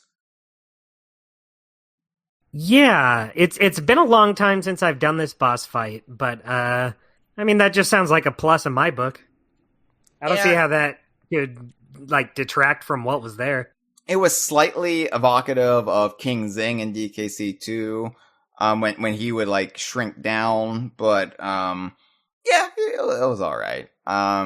It definitely pays off, I think, starting with Gorilla Glacier. There's two boss fights in particular that I think are greatly improved. And that would be Really Naughty and Master Neki Sr. But we'll get to that when we get to it. And we're getting to it really soon because we're going into Gorilla Glacier. What are the odds? So Gorilla Glacier, it's pretty close to the original layout. They did change the way the map screen looked a little bit. One thing they did, and this is one where I'm not sure if it's an improvement or not, but they really fleshed out the ice cavern and really made the whole lower half of the map defined by the ice cavern. I was gonna say I love it, but that's because that's one of my favorite stages in the whole game, and boy, that just looks great on that map screen compared to the nothing in the original. One thing I do like about the Gorilla Glacier map screen in the GBA version is you can see more mountain behind it, so it's just it keeps going, whereas Gorilla Glacier in the first game, you see some more peaks, but they're obscured by clouds, so you don't really have that sense of scale. Yeah, definitely. One thing I do miss is I kind of like the texture of the snow in the original. Yeah, it's got that great early ACM Killer Instinct Glacius kind of snow. Yeah, exactly what I was thinking. And it's just pristine white, no rabbits have even pissed in this. Yeah, I feel like if the GBA version had more of that, you can see there's a little texture in the snow, but not a lot. I feel like if it had that, then it would be perfect. But I think that's the one thing holding it back is it's just a lot of just pure white snow. Yeah, Gorilla Glacier in the original, it really gives the vibe that this is no mountain resort. This is no ski resort. This is no Mario Kart Donkey Kong track from Mario Kart DS or Mario Kart Wii. This is hostile terrain. This is permanent snow-capped. It's not a snow day, right? The GBA one is just Winter Wonderland, la la la da da. Yeah, exactly. I feel like it kind of loses that harshness that it had before. But like I said, I do like the ice cave. And if it had that, it would definitely be the superior one to me. What I don't like, Dustin, is the level order swap in this one, because for me, they ruined it. The original Gorilla Glacier, I think it has one of the most quintessential trilogy of stages in the entire Donkey Kong series. Because when you first enter Gorilla Glacier, you got Snow Barrel Blast, where the blizzard begins to descend, right? And like starts off with just a small little flurry, and then it just fully like erupts into torrential snowfall. Then you go into Slip Slide Ride, this ice cavern. It's kind of like you're sheltering from the storm in this almost magical, ethereal, almost like fantasy-like setting, but still very rooted in the reality of Donkey Kong Country. But like outside, it's harsh winter conditions or harsh winter-like conditions. And then you exit it, and then it's Ice Age Alley. The blizzard is still coming down, and then by the end of it, it's tapered off and it stops snowing. So you have sequential storytelling that the original DKC is so good at. Mm. And then for no reason at all, they switched the order. So, in between Slip Slide Ride and Ice Age Alley, you've now inserted Croctopus Chase, the underwater level of Gorilla Glacier. And I think I get why they did this, maybe to kind of stretch out the snow aspect of Gorilla Glacier. Because after Ice Age Alley, Gorilla Glacier is no longer about snow. It's about Croctopus Chase. It's about you're in a cave with squawks, and then you're in a treetop town again, and then you're fighting a beaver. Yeah, what comes to mind for me is I look at the ice caves on the map screen, and I think because you were saying Croctopus Chase now comes after Slip Slide Ride. Yeah. So I look at that, and I do see water in there. Maybe they wanted to, because that ice cave is the only ice cave level in the game. Maybe they wanted to be like, okay, well, if we put the water stage in the cave, that kind of stretches it out a little more. You're doing a little more in that ice. And I get that. It's just what becomes this perfect like threesome now becomes a foursome. Yeah. And a foursome is a bit too much. It's a little much for old Hyle's taste. Yeah, like the bed's not that big. Like, what are we doing here? Because then it just becomes an orgy when you get that many people involved.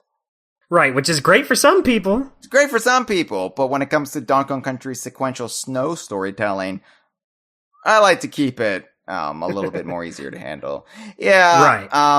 I should also point out Torchlight Trouble's a little bit different too, in that Squawks is now just flying with the flashlight from the start. You don't have to break him out of a crate, which makes sense because why break him out of a crate except for I'm going to try to challenge myself, get through Torchlight Trouble without Squawks. But, Glimmer just shows up in Glimmer's Galleon in DKC2. You don't have that option. So I get it. And at the very least, like Squawks has a reason for existing in this game, unlike the GBC version, where Squawks just magically illuminates the entire cavern, and there's no flashlight effect. At least the flashlight effect is here, so... Yeah. Let's talk, though. I should also point out Torchlight Trouble and Rope Bridge Rumble have traded places. So, now Torchlight Trouble is last. How do you feel about that one? That change in level. I don't know. That's weird. Because Torchlight Trouble isn't as hard as Rope Bridge Rumble, so I don't know why they do it like that, except that's the way they designed the map screen, and that's... I don't know. But you don't even see the treetop town on the GBA map screen either, so... I don't know. I can feel you looking right now, Dustin, poring over the map, trying to see if you see those Ewok villages in there. I am. I don't see them anywhere. You don't see. You do see the trees at least. So. Oh yeah, that's true. There's the trees. Yeah. So let's talk about the really naughty fight. So really naughty. They really made it naughtier. So. Really naughty, his whole thing in the original game was he just jumps higher and farther than very naughty. And they thought that was a bit stupid for this. So what really naughty does is he knocks stalactites down from the ceiling of this cavern. And so you've got this extra obstacle of a giant jumping beaver and the cave's collapsing in on us. Yeah. I liked it. Yeah, I like it. I think it's a good change. It makes a fight that's really almost nothing. It's a little more than the first one, but it gives it something else like this late in the game. It's not as basic. Yeah. Kremkrok Industries, I think, has one of the most dramatic remakes visually on the map screen from the original. And I have to say, out of all of these, this is the one I actually like the least. Interesting. Now, that's interesting you would say that, because I feel like the original kind of falls into what we were talking about earlier, just kind of hard to make some things out. I like the original because of that, though, because it's one of the few map screens where I feel like that works in its favor, because it's supposed to be this polluted, tarnished landscape. But here's my problem with the new one. The new one, they added so much infrastructure for the factories. Like, the whole thing becomes like 70% factories and buildings, and the land itself very sparse. It's a very small aspect of it. Whereas the original, there's like a couple factories, and it's just all landscape that's barren and polluted. And you really get this idea, this sense that this used to be just this very beautiful, like, hilly, mountainous terrain that the Kremlins have ruined. And that really helped convey that for me. Here in the GBA map screen, it looks like a Banjo-Kazooie world. It so does. I didn't even think about that, but now that you say that, that's like all I can see. And I realize we can't really do it justice just talking about it. Pull this up at home, safely in the car if you're listening to this on the go. But yeah, it looks like Rusty Bucket Bay or Grundy Industries, just someplace Banjo-Kazooie would be ambling around in one of their adventures.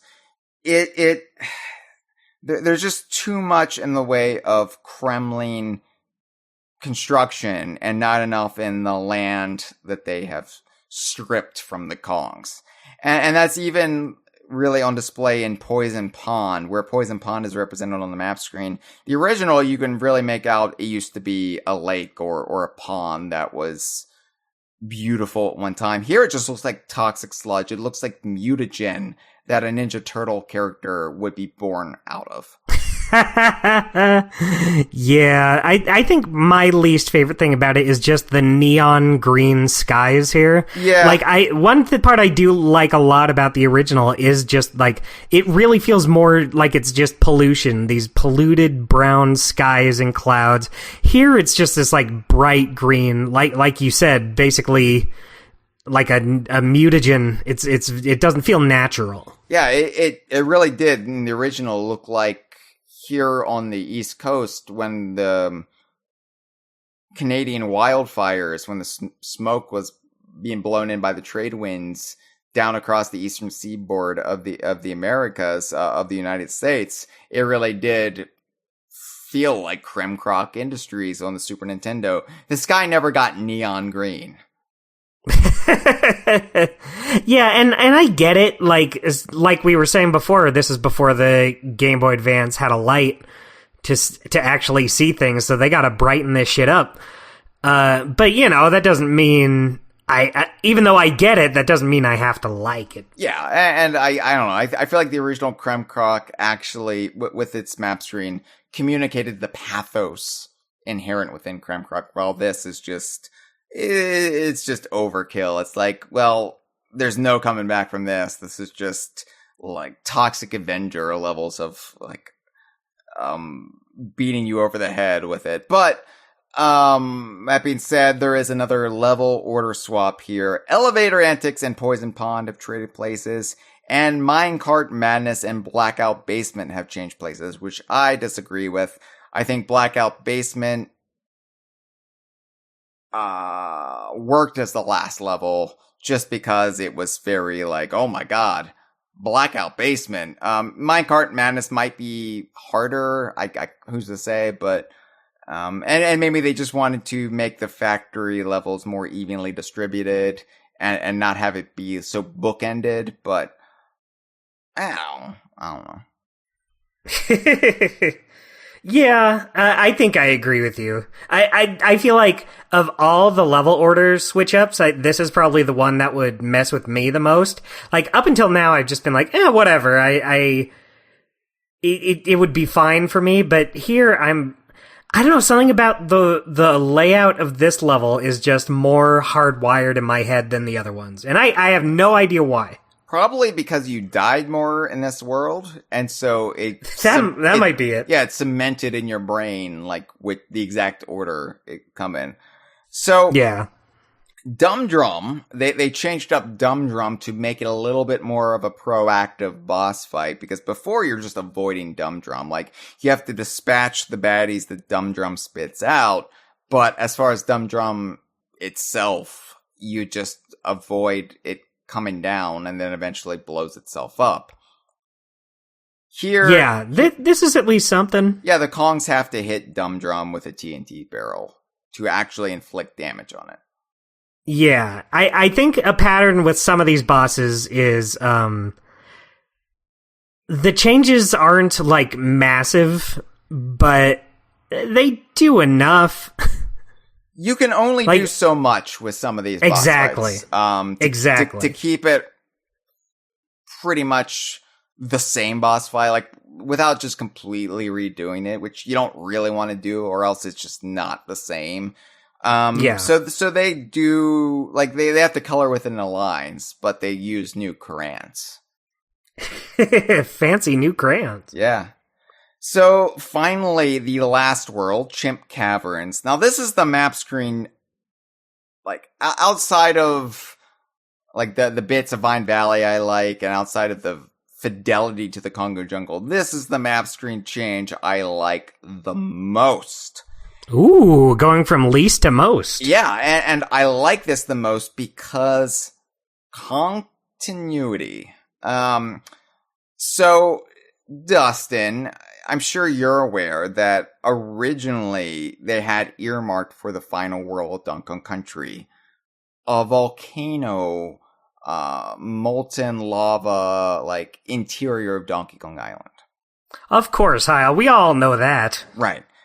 They did not have the time to implement that, which is why Chimp Caverns was just more cave levels. Just more cave yeah, more mines, more caves. I don't know.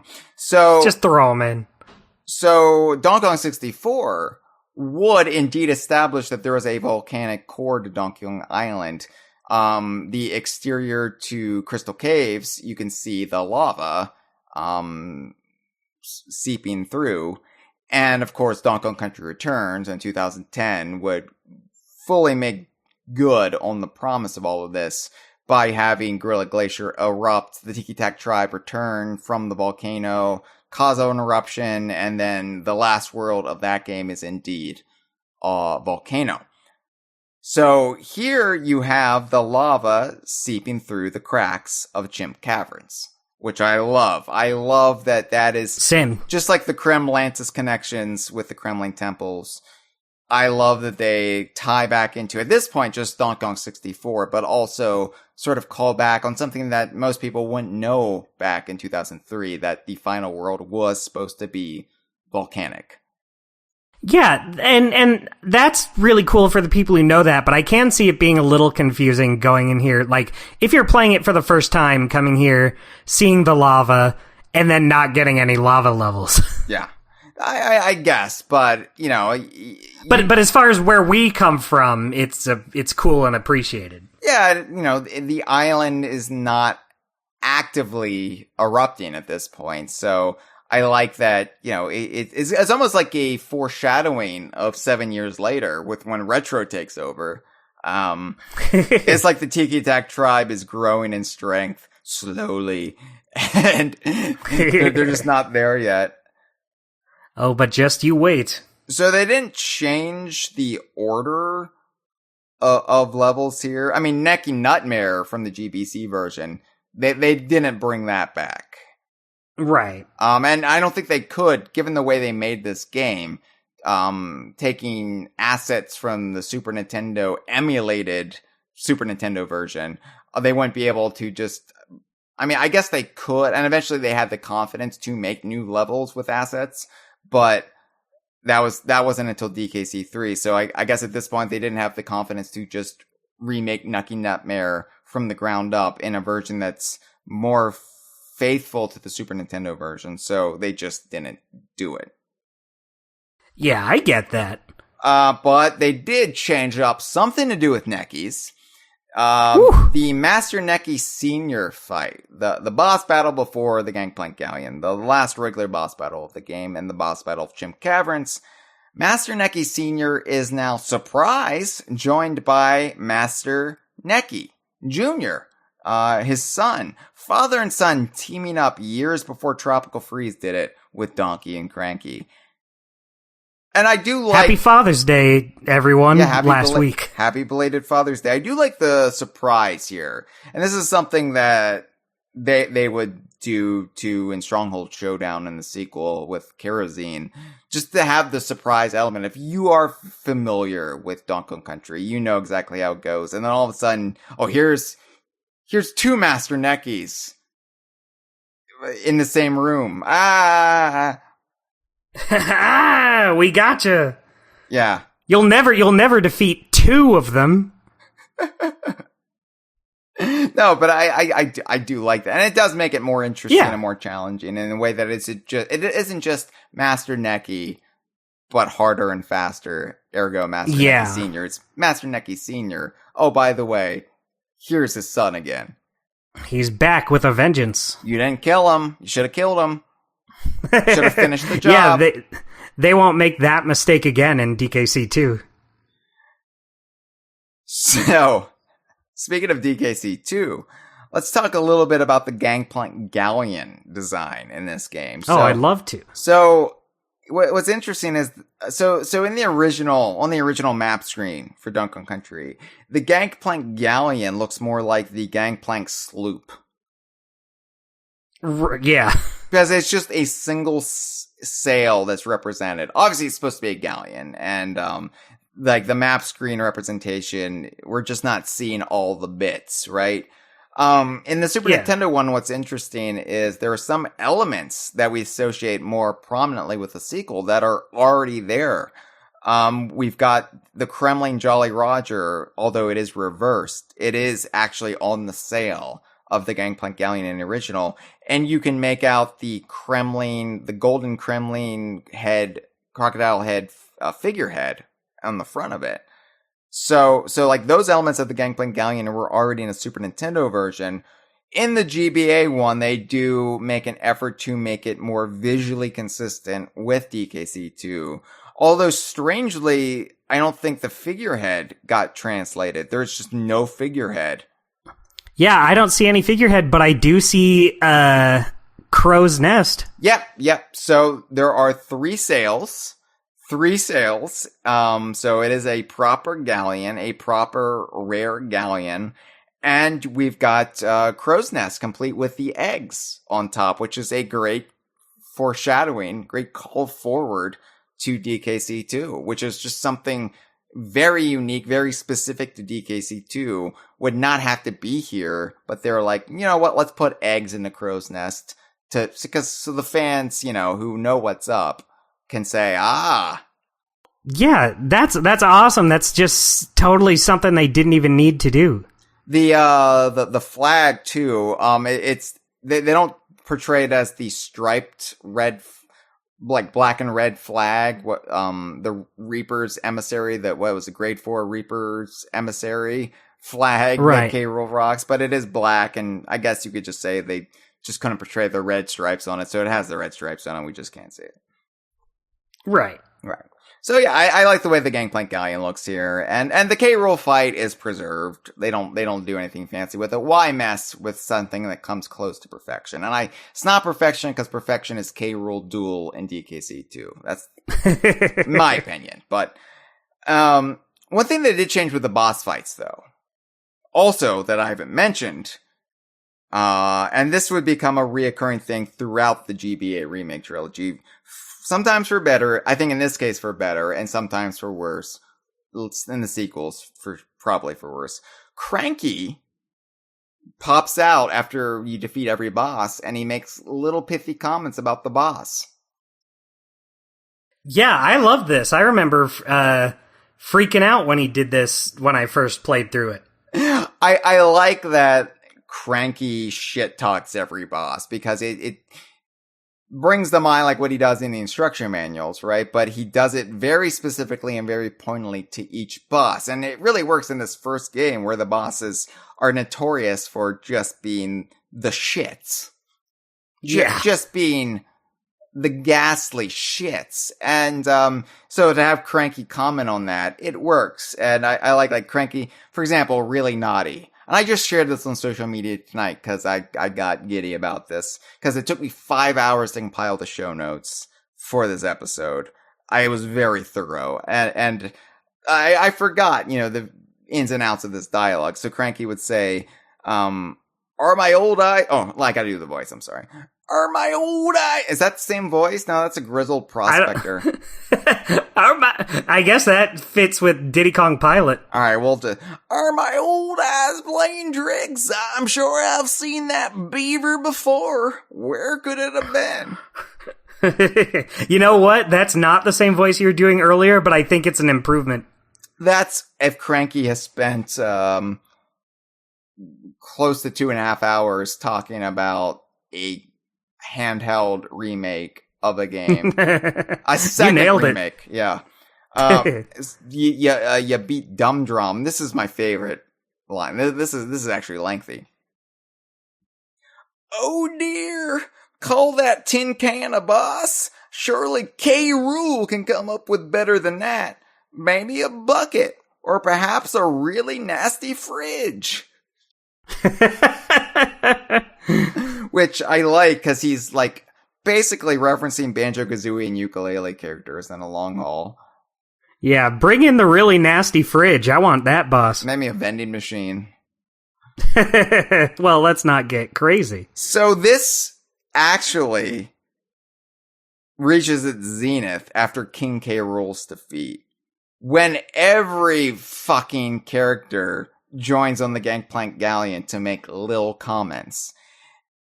And when I say like they join everybody, like everybody joins the Kongs on the Gangplank Galleon to make comments, they don't stop making comments. I feel like there was no editorial oversight here, and it just kept going, Dustin. And it works okay in Donkey Kong Country 1 because there was no real ending to Donkey Kong Country 1. You defeat K. Rool, you go back to Cranky's cabin, and Cranky says, check your banana hoard. You might be in for a surprise. And then he'll say, good job, you found everything. You proved me wrong. Or, if I was you, I would have found every secret. And then that's the end. And then you go to Donkey Kong's treehouse, and then he beats the shit out of a little kid. The classic ending we all know. Right, so I don't mind that they expanded upon that and fleshed it out. Again, it really hurts the sequel when you have perfection and you start painting a mustache on the Mona Lisa, basically. But right.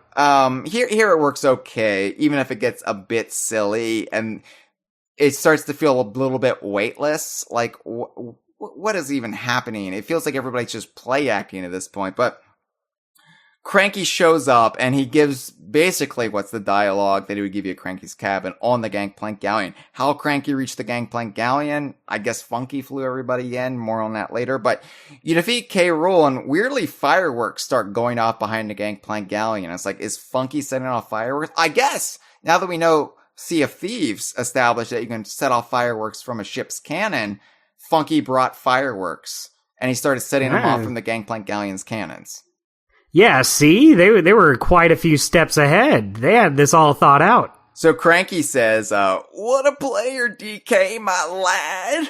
You beat the Kremlins and found everything. I'm just Bill Clinton now. You're slipping into Bill Clinton. You're bringing back the classic Hyle Bill Clinton. Bill Clinton / Matthew McConaughey. It's a weird blend of both. You're nearly as good as I used to be. Now that's all sorted. I'm going back to sleep. Right. Oh, yeah. So Cranky says that, right? And then we cut to the cast, of characters, the character parade. And it's neat, actually, because the land-based characters walk across the deck of the Gangplank Galleon, and then when it gets to the aquatic characters, it goes down into the water, and it shows them swimming by. So it's very, very clever done. But then, after that, then all of a sudden, Candy Kong's there and Funky Kong's there with Cranky and Donkey and Diddy. And then Donkey says that line that you just said. Oh, I skipped ahead too far. I got too overzealous to reprise Donkey Kong. You just got so swept up by the grand narrative that, yeah, you jumped a few steps ahead. It's okay, Dustin. It happens. It happens to the best of us. When you have something so expertly written as this dialogue. Yeah, and so Donkey says he's going to go back to sleep, and Diddy says, "You lazy ape, you're getting too old for this." And at this point, Donkey Kong's in his early 20s? So it's like, I know Diddy's like 12 at this point, so to him, Donkey Kong's old, but it's like, shut the fuck up, Diddy. Taking naps that's an awesome thing. It's an awesome thing to take a nap. And when you're going to become a teenager in a few years, you'll be taking naps all the fucking time. So you're going to wish you could take naps. Watch your little bratty mouth, or Donkey Kong is going to beat you back in his treehouse. Oh, and then who's going to be Candy? I'll be Candy. I'll be Candy. Okay, you go ahead. You have done a great job, guys. Wow, was that Candy Kong? Is that you? Oh, no, it was Hyle. I know. We get mistaken for each other quite a bit. All right, and then Funky says, "Yeah, wicked, man." And then Cranky says, "This sea air is doing me no good at all." Yeah, that's just Clinton. I'm sorry.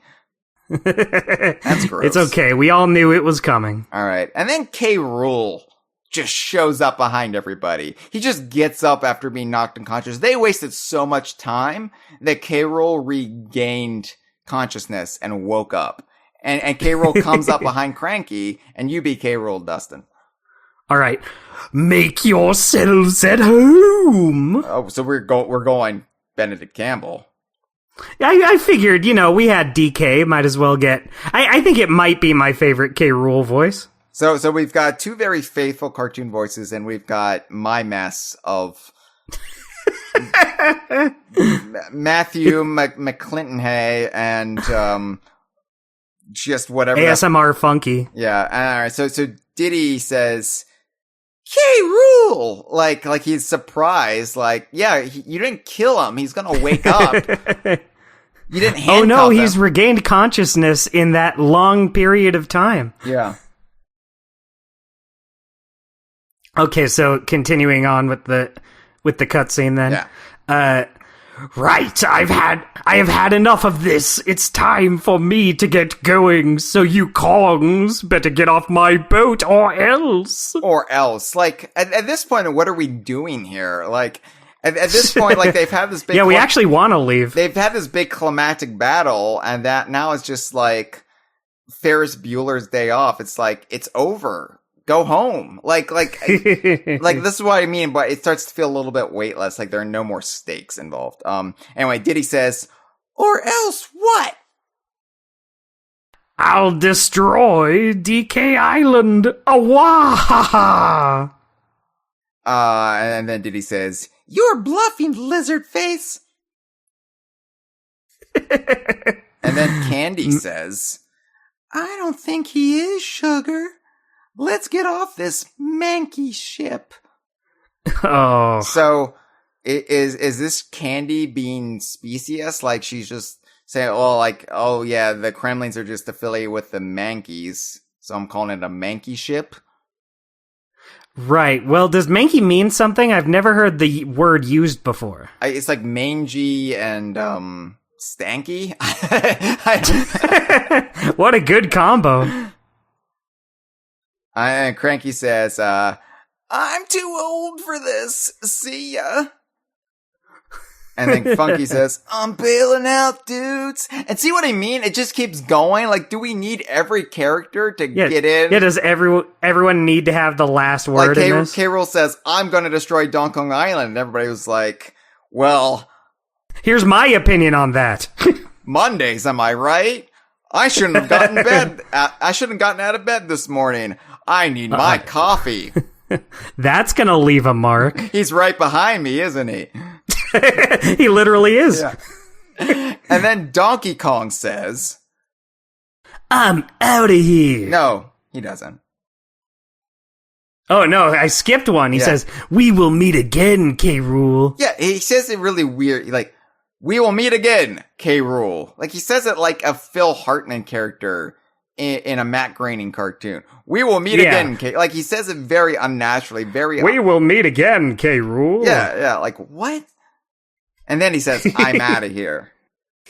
He is out of here. Yeah. And then... they all leave. So even though Cranky and Funky and Candy say they're gonna, like, they want to get off the ship first, we only see Donkey and Diddy jump off the Gangplank Galleon because they're the only ones with a jumping animation. So, so then we cut to all 5 Kongs floating in the Atlantic Ocean, and K. Rool says, I'll be back. And this is him on the Gangplank Galleon, the map screen depiction of the Gangplank Galleon. Strangely enough, we now have the SNES depiction of Donkey Kong Island in the background, because that was in the background of the K. Rool fight. They didn't repurpose the remade DK Island for the GBA game in the background, so we have a visual inconsistency. Oh, that's so strange. I never even thought about that before. I think they must have, like, borrowed that asset from the background of the K. Rool fight, and maybe did that before the map screen was made, and then didn't think to go... I don't know, but... so they're all just floating in the Atlantic Ocean now. K. Rool sails away. We see K. Rool sailing away. And they're just all sadly floating off the coast of DK Island. And Cranky says, call that an ending? Looks like a cheap stunt setting up the story for the sequel. And then they sadly float for longer. And then time passes and it becomes sunset and they're still floating. And then it just ends. It just ends with them in the water. Yeah, they just, like, how do they make it back? Do they all swim? Does Ngard pick them up? We don't know, because it cuts to the credits where we see more fireworks going off. So, this is fine, really, for this original game. But the cartoony tone of this, when I say cartoony, I just mean, like, this kind of weightless, like, won't everybody shut up? Like, what is this? The cartoony tone of this and the other games in this GBA trilogy, I really do think this would have been the direction of Rare's Donkey Kong in the GameCube era, which I think it sort of melds Donkey Kong 64's very slapsticky tone with the more traditional Donkey Kong elements that preceded it. So you kind of have a marriage between the Donkey Kong 64 style and a little bit more grounding, as seen in the Donkey Kong Country and Land games. Like, you saw a little bit of this in the Donkey Kong Racing trailer, from what we've seen of Diddy Kong Pilot and Coconut Crackers. This would have been consistent. But when you actually apply this to the original Super Nintendo games, especially those first two, the Greg Mayles, Chris Sutherland duology before DKC 3, I don't know how well it works. It works okay here. DKC 2 is where it really, I think, chafes against the original tone. Right. Maybe it would have been fine just like in new games. Maybe it just rubs you a little more roughly when it's being added to a game that you already know and love. Yeah, especially a game that really got by on its atmosphere. Not just got by, really sold itself on that level of immersion, on making you feel things, like what people say, like they really felt their emotions being stirred the first time they heard aquatic ambience, or when they're at Slipslide Ride, or when the blizzard hit. It's just like, here it's just like comment, little pithy comment. It's fine here. It's DKC 2 GBA where I really dislike it. The Right. ending to that game, and we will discuss it when we do a spotlight episode on that. The ending to that game was butchered, and I just can't believe they didn't realize what sacred ground they were trampling on with, like, the toilet paper stuck to their shoe that has been coated with diarrhea. How embarrassing. Well, this is fine though. I like seeing them float in the ocean. It's cute. So, Yeah. aside from the quote unquote cutscenes, they also added, or in this case, really augmented some of the stuff from the GBC version. So the Game Boy Color version, of course, had stickers. The stickers, because they're really tied in with the Game Boy printer. And, you got stickers and you found stickers in the levels. Here, they took that idea. The successor to it is the scrapbook, which takes, 52 photographs that you can uncover in the game, mostly obtained by collecting little cameras hidden in the levels, but they can also be earned by completing certain objectives, like catching the crab in Funky's Fishing, completing all of Candy's dance challenges, stuff like that. Yeah. And you get, these pictures are just renders from the game, but there's a few interesting ones in there. Either artwork that we've never seen, like, actually printed in high quality versions, or in 2 cases, new images created just for this game. And one I want to highlight that wasn't created for this game, but I don't think I've ever seen as its actual, like, standalone render, is this Kremlin cast picture of King K. Rool with a clump, with a crusher, with a claptrap, with a rock, and a critter. I really like the claptrap with him. It kind of reminds me of a DK64, how he had the little pet one. Yeah, it's almost like his little pet just looking up at him like a dog would look up at its person. Yeah. This is very similar to one they did for DKC2, of all the Kremlins posing together, which they did release. But yeah, I've never seen this one. And somebody asked me on social media the other week, do you have this? Have you ever seen it? And I do have some renders in my archives that nobody's ever seen, because I'm a hoarder and sometimes I find stuff that I'm not supposed to have. And I'm just like, but I don't have permission to share them. I've never seen this one.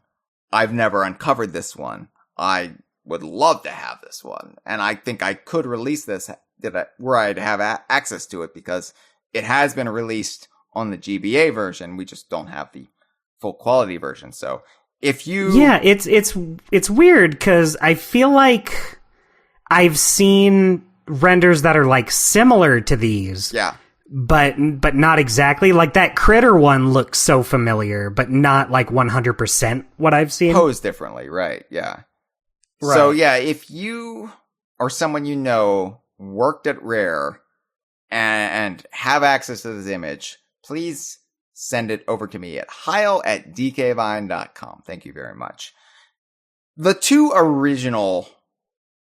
I'll call them renders. I don't know if that's the right term in this case, but the 2 original pieces of artwork, the ones that can be obtained by, I think, like, finishing all of Funky's Fishing and, getting, like, I think you unlock these piecemeal, like, there's 6 pieces to unlock by completing each one, each Funky's Fishing, each Candy's Dance studio.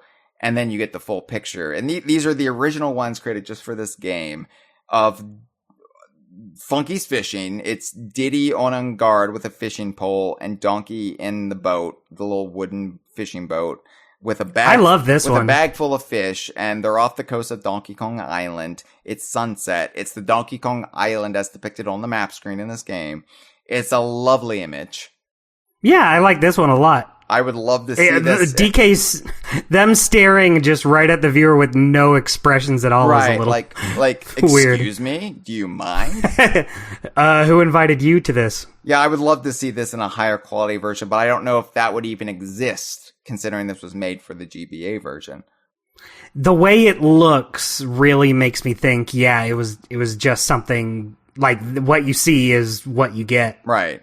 But I could be wrong. And then there's the Saturday Night Fever version, because it is Donkey, Diddy, and Candy disco dancing on like a Studio 54 like disco dance floor with the disco ball overhead, but they're in the jungle. Pretty good stuff. It's a timely reference for 2003, because who did not love classic John Travolta movies scored by the Bee Gees in 2003? Yeah, I mean, disco was in full swing by then. Right, it really helped us get over 9/11. So they also have a time attack mode, long before Professor Chops came to town. Rare implemented time attack mode, first seen in Donkey Kong Land 3, by the way, in a Donkey Kong Country game in DKC GBA. Here it was called DK Attack. DK Attack. And oh no, DK Attack. But I'm being attacked by DK. I love you, Donkey Kong. Why would you attack me? I'm one of your biggest advocates. I've given you nothing but love over the years. You say a split second before that fist goes right in your head. I gave you the best years of my life. So I forget the rules to DK Attack, because it wasn't just a simple time attack. There was all sorts of convoluted. Like, I think you start with a minute, but you can add time as you go. Something like that. Yeah, I think like if you kill like a bunch of Kremlings in a row, it'll like take time off. Yeah. Or something. It's been so long since I've done it. I completely cleared this. Like, I got the best ribbons on each one. So I did do this fully. But same. I remember going through all of it. Honestly, like, once Donkey Kong Country Returns came out and Professor Chops cursed us with his shiny gold medals, which were like, it's not even fun. It's just like nearly impossible to pull off. It's so hard. You have to get like the perfect alchemy of movement and rhythm, and there's only one way to do it right. And it's just overkill. It's overkill. Well, I think they knew that they were a little too hard, because they don't tie into like any completion. I don't think you unlock anything by completing them other than bragging rights. No, but it's terrible. Yeah. One mode that I adore is hero mode. And this is something unique to DKCGB, because I don't think there's an equivalent in DKC2 or DKC3 to hero mode. I don't think so. That's weird that it's exclusive to just this. Well, because you could plausibly say hero mode takes place after K. Rool sailed away. Like that really stupid ending. Eventually, like, K. Rool comes back. I mean, because you just let him go. Of course, he's just going to come right back and do it again. And so Diddy then defeats K. Rool, and then he's actually defeated that time, and you don't have all this stupid patter on the Gangplank Galleon. But you can't do that with DKC2 GBA, because Crocodile blows up, and what's K. Rool going to do? Raise Crocodile Isle? That's Donkey Kong Land 2. Let's not confuse them. Hero mode is sort of the spiritual predecessor to Retro's end-of-game hard modes, where you control one Kong. In this case, you just control Diddy. It's unlocked by getting at least 90% completion on a save file. And in hero mode, you control Diddy, only Diddy is wearing all yellow clothes. He's not wearing a red hat and a red tank top. He's wearing a yellow hat and a yellow tank top. It's completely different. It looks like it's just repurposed from the 2-player contest Diddy Kong clothes. Which, I know our friend Josh Wallen from Off the Geek Critique, who was just on the last episode, he's very interested in the possible lore of 2-player contest. But for our sake on this episode that's already, about to hit the 3-hour mark, we'll just say that 2-player contest mode is of dubious canon, and this is the first time that the fully yellow-clothed Diddy is made fully canonical without argument. And I know some people would argue, well, it's hero mode canon. Yes, it's canon. But yeah, so he's got to do this without the star barrels or DK barrels. He's just doing it on his own. So kind of similar to like the DKC 3 harder modes that you put in via cheat codes. But yeah, I fucking love me some hero mode Diddy Kong. I think Diddy looks fantastic in this all yellow getup. He looks good. I don't think I would want this to be his like default look or anything, but as a little special little gift given to you, it looks good.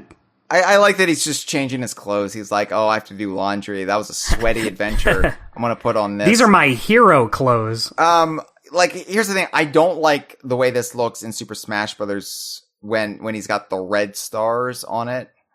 Right. I think it just looks as just base, just yellow. I think it looks great. I think it pops.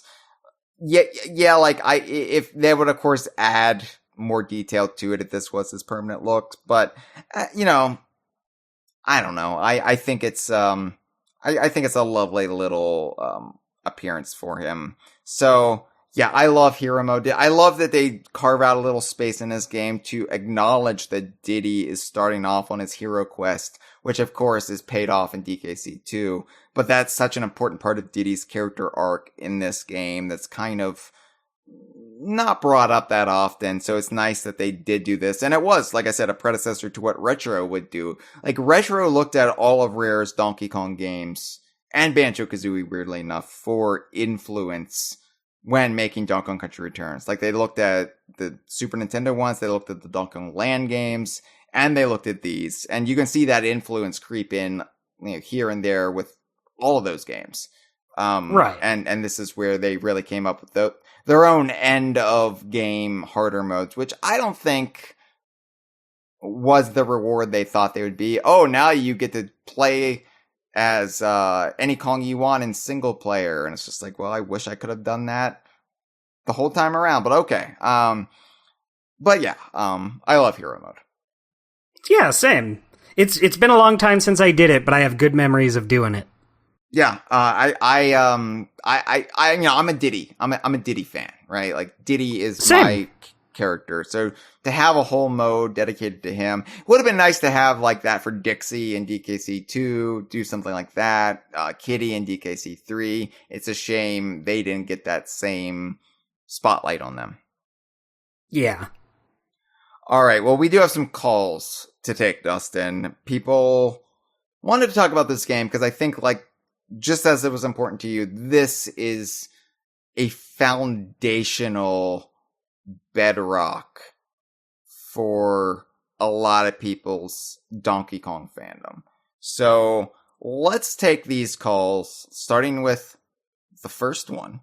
Because, we could be weird and switch up the order, but usually that just creates instances like, well, now the blackout basement is before the minecart stage, and that doesn't feel right. So we're gonna throws the whole thing off. We're gonna do this in the intended order, the order in which they called in. Hey, Hyle and Dustin, it's Frieza. The GBA remake is very, very, very fine. The worst thing it does, though, is remove all the improvements from the Game Boy Color version, like the extended Winky's Walkway, Necky Nutmare, and the Rare Cow. What the hell were they thinking? Best thing it does is add Saberwolf, and the Saberwolf GBA cast is a very pixelated photo. Other than that, the game is fine, I guess. Well, we got Freezer on the line. We got Freezer in the chat. It's a real freezer day. I'm cold right now, and I know it is winter down under, so that makes sense. Thank you for the call, Freezer. Ironically, lukewarm to DKC GBA. But like we said, like, I think it makes sense why those aspects to DKC GBC were not included in this game when you learn how they made this game. And I think, had they had the confidence that they would have by the time they got to DKC 3, then they would have done that. They would have added way more. They would have probably added a Lost World to this. You can see them getting bolder and bolder with each game. By the time they got to DKC 3, they were feeling confident enough that they wanted to make DKC 4. More on that in just a bit. But yeah, they didn't. Yeah, the rare cow was not in this. They were starting to phase out the rare cow in the GBA. The rare cow did make it was referenced in Grunny's Revenge, but yeah, the rare cow was nearing the end of its tenure. Yeah, it was taken out back. I think the rare cow did appear as a puzzle in It's Mr. Pants, and yeah, and was it in Saberwolf GBA? I want to say it was, but that could be totally wrong. This is where let me text Steve McCorkle. And Steve, was the rare cow in Saberwolf GBA? Quick, tell us the top 5 rare cows. Maybe Saberwolf is on there somewhere. Oh, Steve. This I'm redrafting this because I realize this might be weird for him to get this text at midnight. Steve, this is Hyle from off of. Hold on, it's hard for me to text and host a podcast at the same time. This is Hyle from off of DK Vine. Was the rare cow in Saberwolf? My phone really should just auto-predict what I'm going to say at this point. How many times do I type Saberwolf GBA? Like, at least 5 times a day. Right, it should just know by now. I'm recording the conversation and need to know. Thanks. Okay. Send it. Thank yous. Okay, so Steve will get that text. If Steve responds to me, I will let you know. Thank you. Should we take the next call? I think so. All right. Good evening, Hyle and Dustin. This is Thomas of the Kremlin Campaigner, wishing everybody the stinkiest of stinky escape summers. Really looking forward to this episode. I still have a lot of love for DKC, for the GBA, and that whole trilogy of ports. As a young kid, I'd seen but never really gotten to play the original DKC. So a few years later, it was me tagging along with my parents at Costco, and I saw the GBA SP bundled with the original DKC-1 port. I very quickly became obsessed, and it was the first video game I ever received later that Christmas. I have a lot of happy memories with that port. It was me either staying up all night with my cousin trying to beat, I think it was Bouncy Bonanza, where I would compete with my brother in the time trials mode. I know everyone's not the biggest fan of this port due to some of the graphical and the musical changes, but I do hope we get to see these ports eventually make their way onto NSO at some point like they've done with the Mario Advance games. One question I'd like to throw out there, it's been said that these ports during a time of experimentation for DK were partially responsible for the direction Nintendo went going ahead into the Retro Studios area. In the alternate world where these ports underperformed, I'm curious, how different do you think things would have looked for DK? I mean, I'm guessing the IP probably would have been a priority still with backers like Miyamoto, but would they have gone with maybe different gameplay, a different tonal style? Would that have become the brand nowadays as opposed to Donkey Kong Country? Looking forward to your thoughts, and otherwise, I appreciate all you do to keep the fan base's spirits up. All the best. Oh, well, thank you for the call, Thomas. That's a good question. It's a scary question.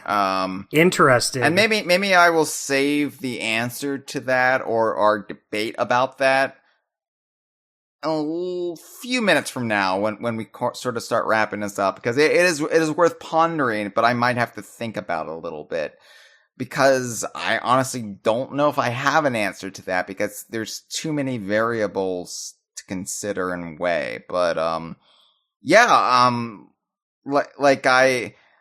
you mentioned like you got this in a bundle with the SP, and I'm just thinking how you could have had such a nice little defined DKU library just with the GBA.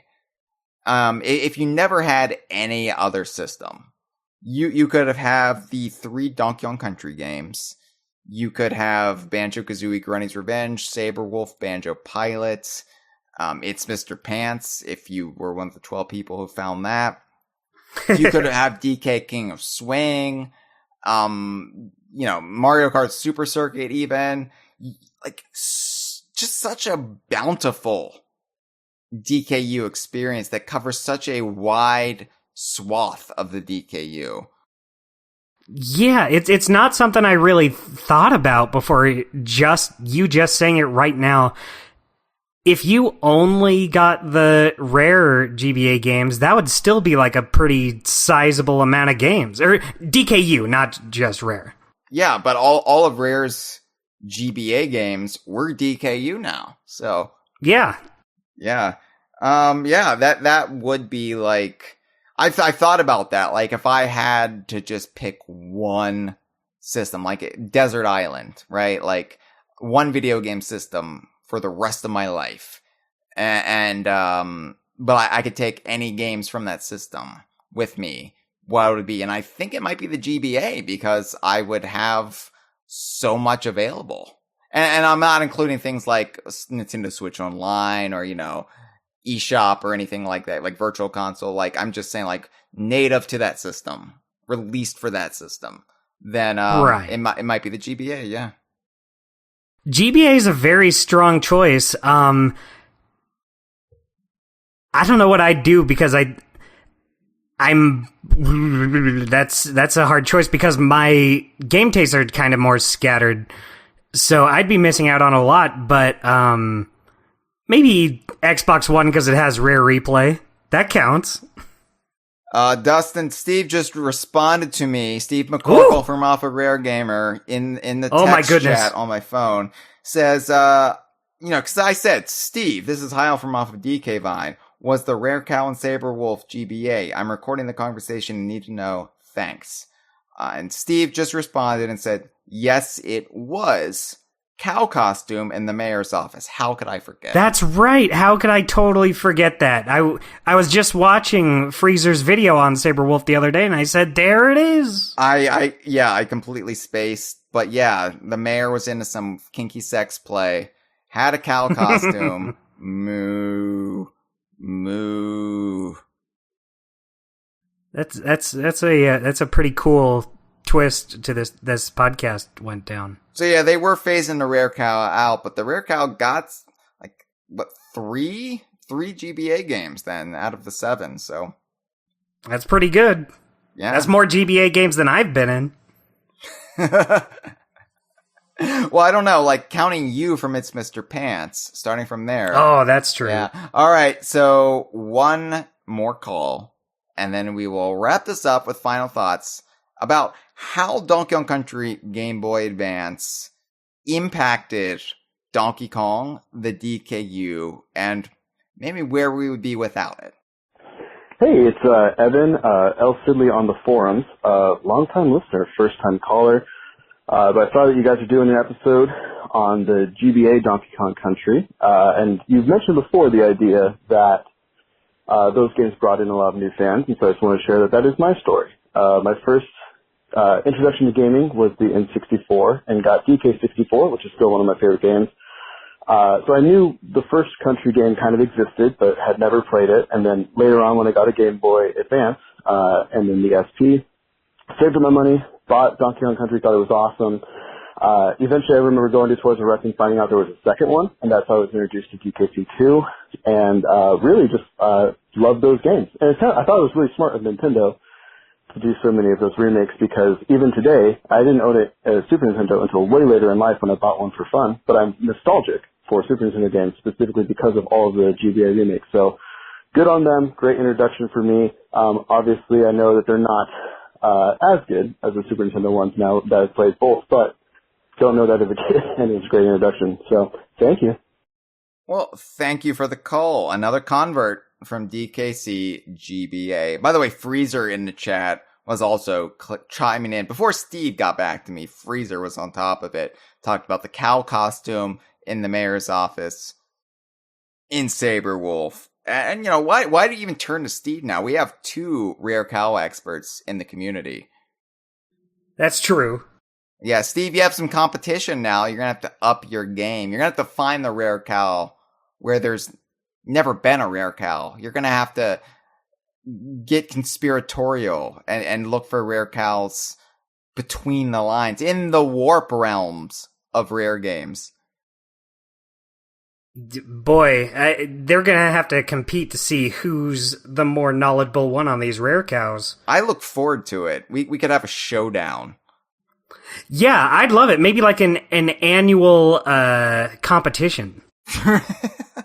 Each year they have to train for the rare cow-offs. It's like, we have a gold medal and a silver medal, but they're the only ones who ever compete for them every 4 years or so. Yeah. That's so stupid. But yeah, our last caller mentioned and this seemed like to be a common refrain, I know they're not as good as the Super Nintendo ones. I don't think you need to say that with us. You don't need to clarify or put any qualifiers on your love or appreciation to these games or what they mean to you. Obviously, a game doesn't have to be the best version of it to have a great deal of emotional, historical significance to you, which is exactly what these games did to so many. They created legions of Donkey Kong fans. And, it's funny because going back through, compiling research for this episode, I stumbled upon so many contemporary critical reviews from that era. And in most of the big gaming magazines, they were all sort of terrible. Right. And I think this is mostly owing to the zeitgeist at the time, which said that Donkey Kong Country was an overrated game. People were wowed by the graphics, but the graphics haven't aged well. The graphics are trash, but people were stupid in 1994. But they're not enlightened like us in 2003. They don't have these 2003 gigantic brains like we do. Donkey Kong Country was terrible. Rare was terrible. That's why Nintendo got rid of Rare. They didn't want them anymore. They said, stop making shitty games. We don't want you. Get out of here.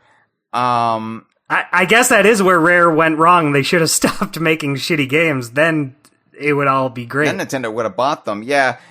Obviously, this is the era in which we found ourselves at DK Vine, and why we were such unrepentant shits back then is because we were on the defensive about everything, because the games media of the era was telling us, you're wrong. What you like sucks.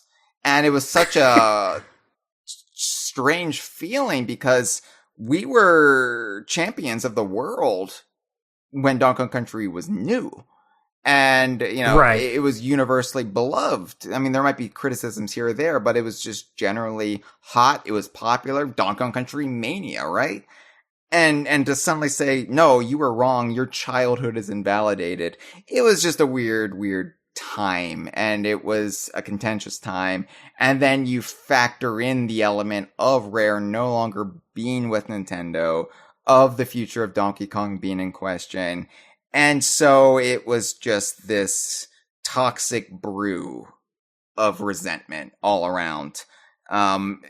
Electronic Gaming Monthly specifically said, besides the graphics, which still look good, the game is not held up well. Eesh. That was their opinion on Yikes. Donkey Kong Country, now considered one of the most beloved platformers.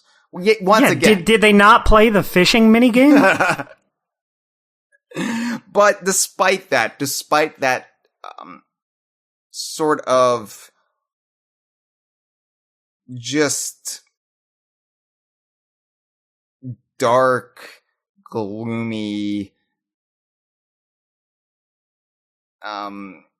feeling at the time that like it was Donkey Kong Country fans versus the world.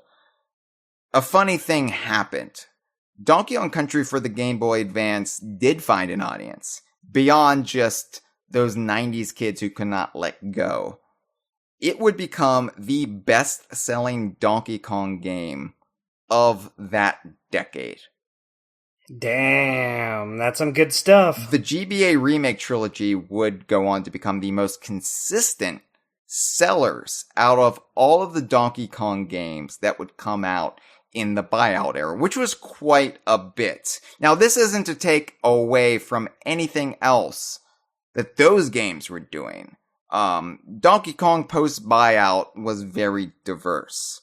Because aside from the Donkey Kong Country remake trilogy for the GBA, we also had bongo-controlled rhythm games, Donkey Kongas 1, 2, and in Japan only 3, bongo-controlled 2D platformers, Donkey Kong Jungle Beat, peg swingers, DK King of Swing and Jungle Climber, a bongo-controlled racing game that was then turned into a Wii nunchuck waggling racing game in Donkey Kong Barrel Blast / Jet Race. We have the Loose Arcade Revival series in Mario vs. Donkey Kong. And of course we had Donkey Kong appearing in all manner of Mario games.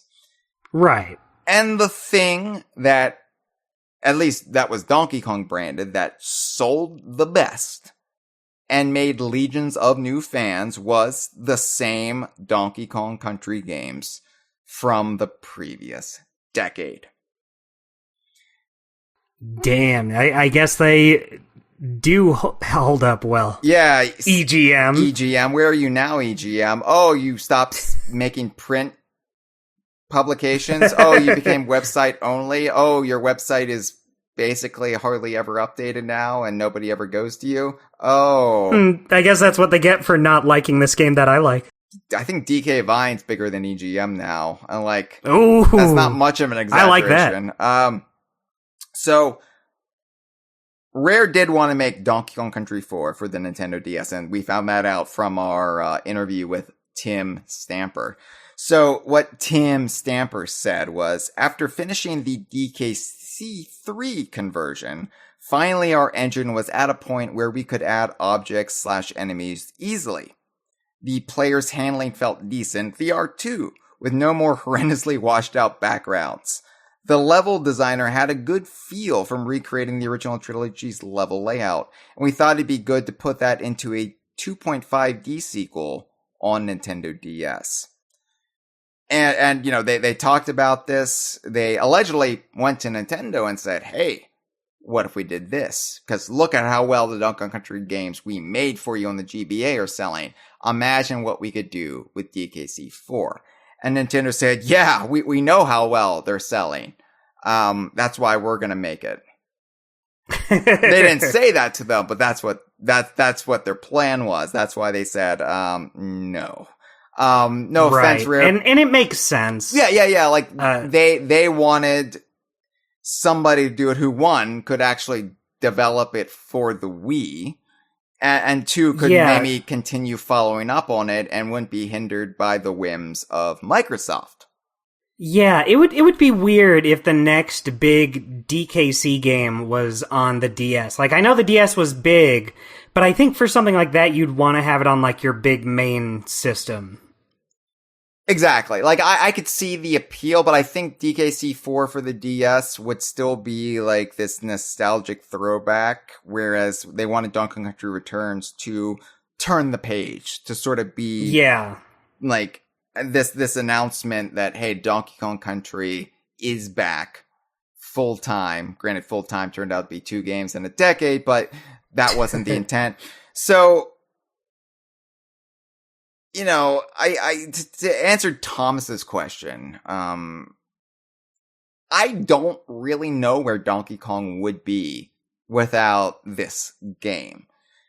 I think it's a fair question to ask if Donkey Kong Country would have had a revival. I don't think it's outside the realm of possibility, given, you know, Nintendo does occasionally revive something out of the blue. Like, oh, here's a new Punch-Out.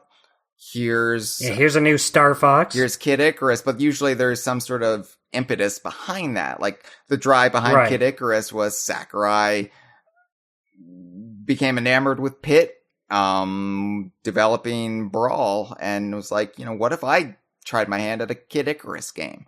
Whereas the impetus behind Donkey Kong Country Returns was Donkey Kong Country GBA games sold a buttload of money for Nintendo, and Nintendo was like, this is the direction we need to go.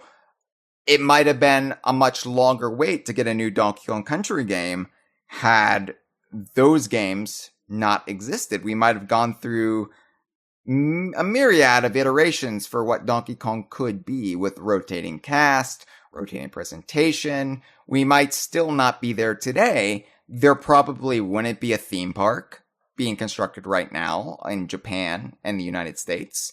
There probably would be a dramatically different presentation of Donkey Kong and Friends in the Super Mario Brothers movie. And whoever would have Donkey Kong in development right now, there would be a lot more uncertainty about what the feel would be. Like we don't know what what is Donkey Kong Country? Right, we don't know exactly what form the new Donkey Kong game purportedly in development will be, but we have a pretty good idea. It's going to take place in a jungle. There's going to be swinging and adventuring and bananas. And granted, Jungle Beat had that too, but I think it's going to be a lot more closer to what we remember from DKC than even Jungle Beat was.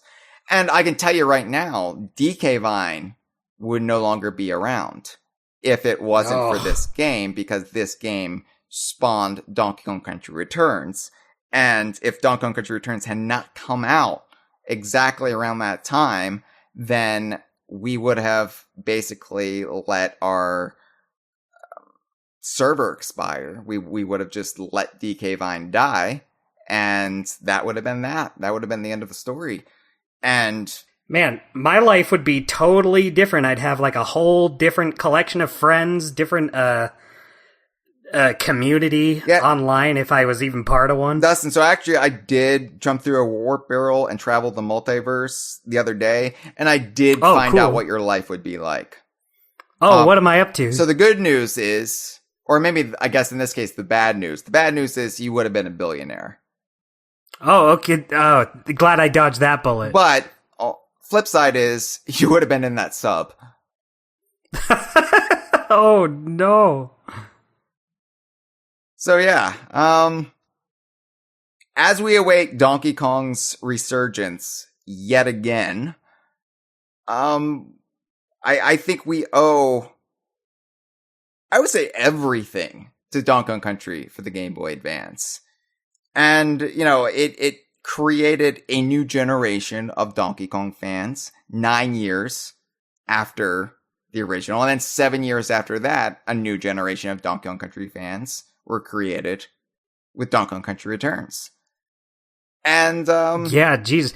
It really isn't something you'd think about until it's laid out like that. It's kind of a sobering thought, realizing just how much rode on these GBA versions. Yeah. So, everybody can say like, oh, I like that game, but I know it's not as good as the Super Nintendo one. And no, it's not, but you don't need to say that. You can love it. You can hold it up as the one that means the most to you without worrying about hurting the feelings of the older generations. Just like we can say, my Donkey Kong is the Donkey Kong from Donkey Kong Country, even though I respect the arcade games and I realize they were foundational. Like, we don't need to go through this qualifying panic of explaining why we like the things we like. We can just like the things that we like and let that be that. And I think that's the important lesson that we learned coming out of that era, and that shit publications like EGM didn't learn, and that's why they died, and DK Vine is still thriving. Moo. Moo. This has been a File 2 production. Que rico.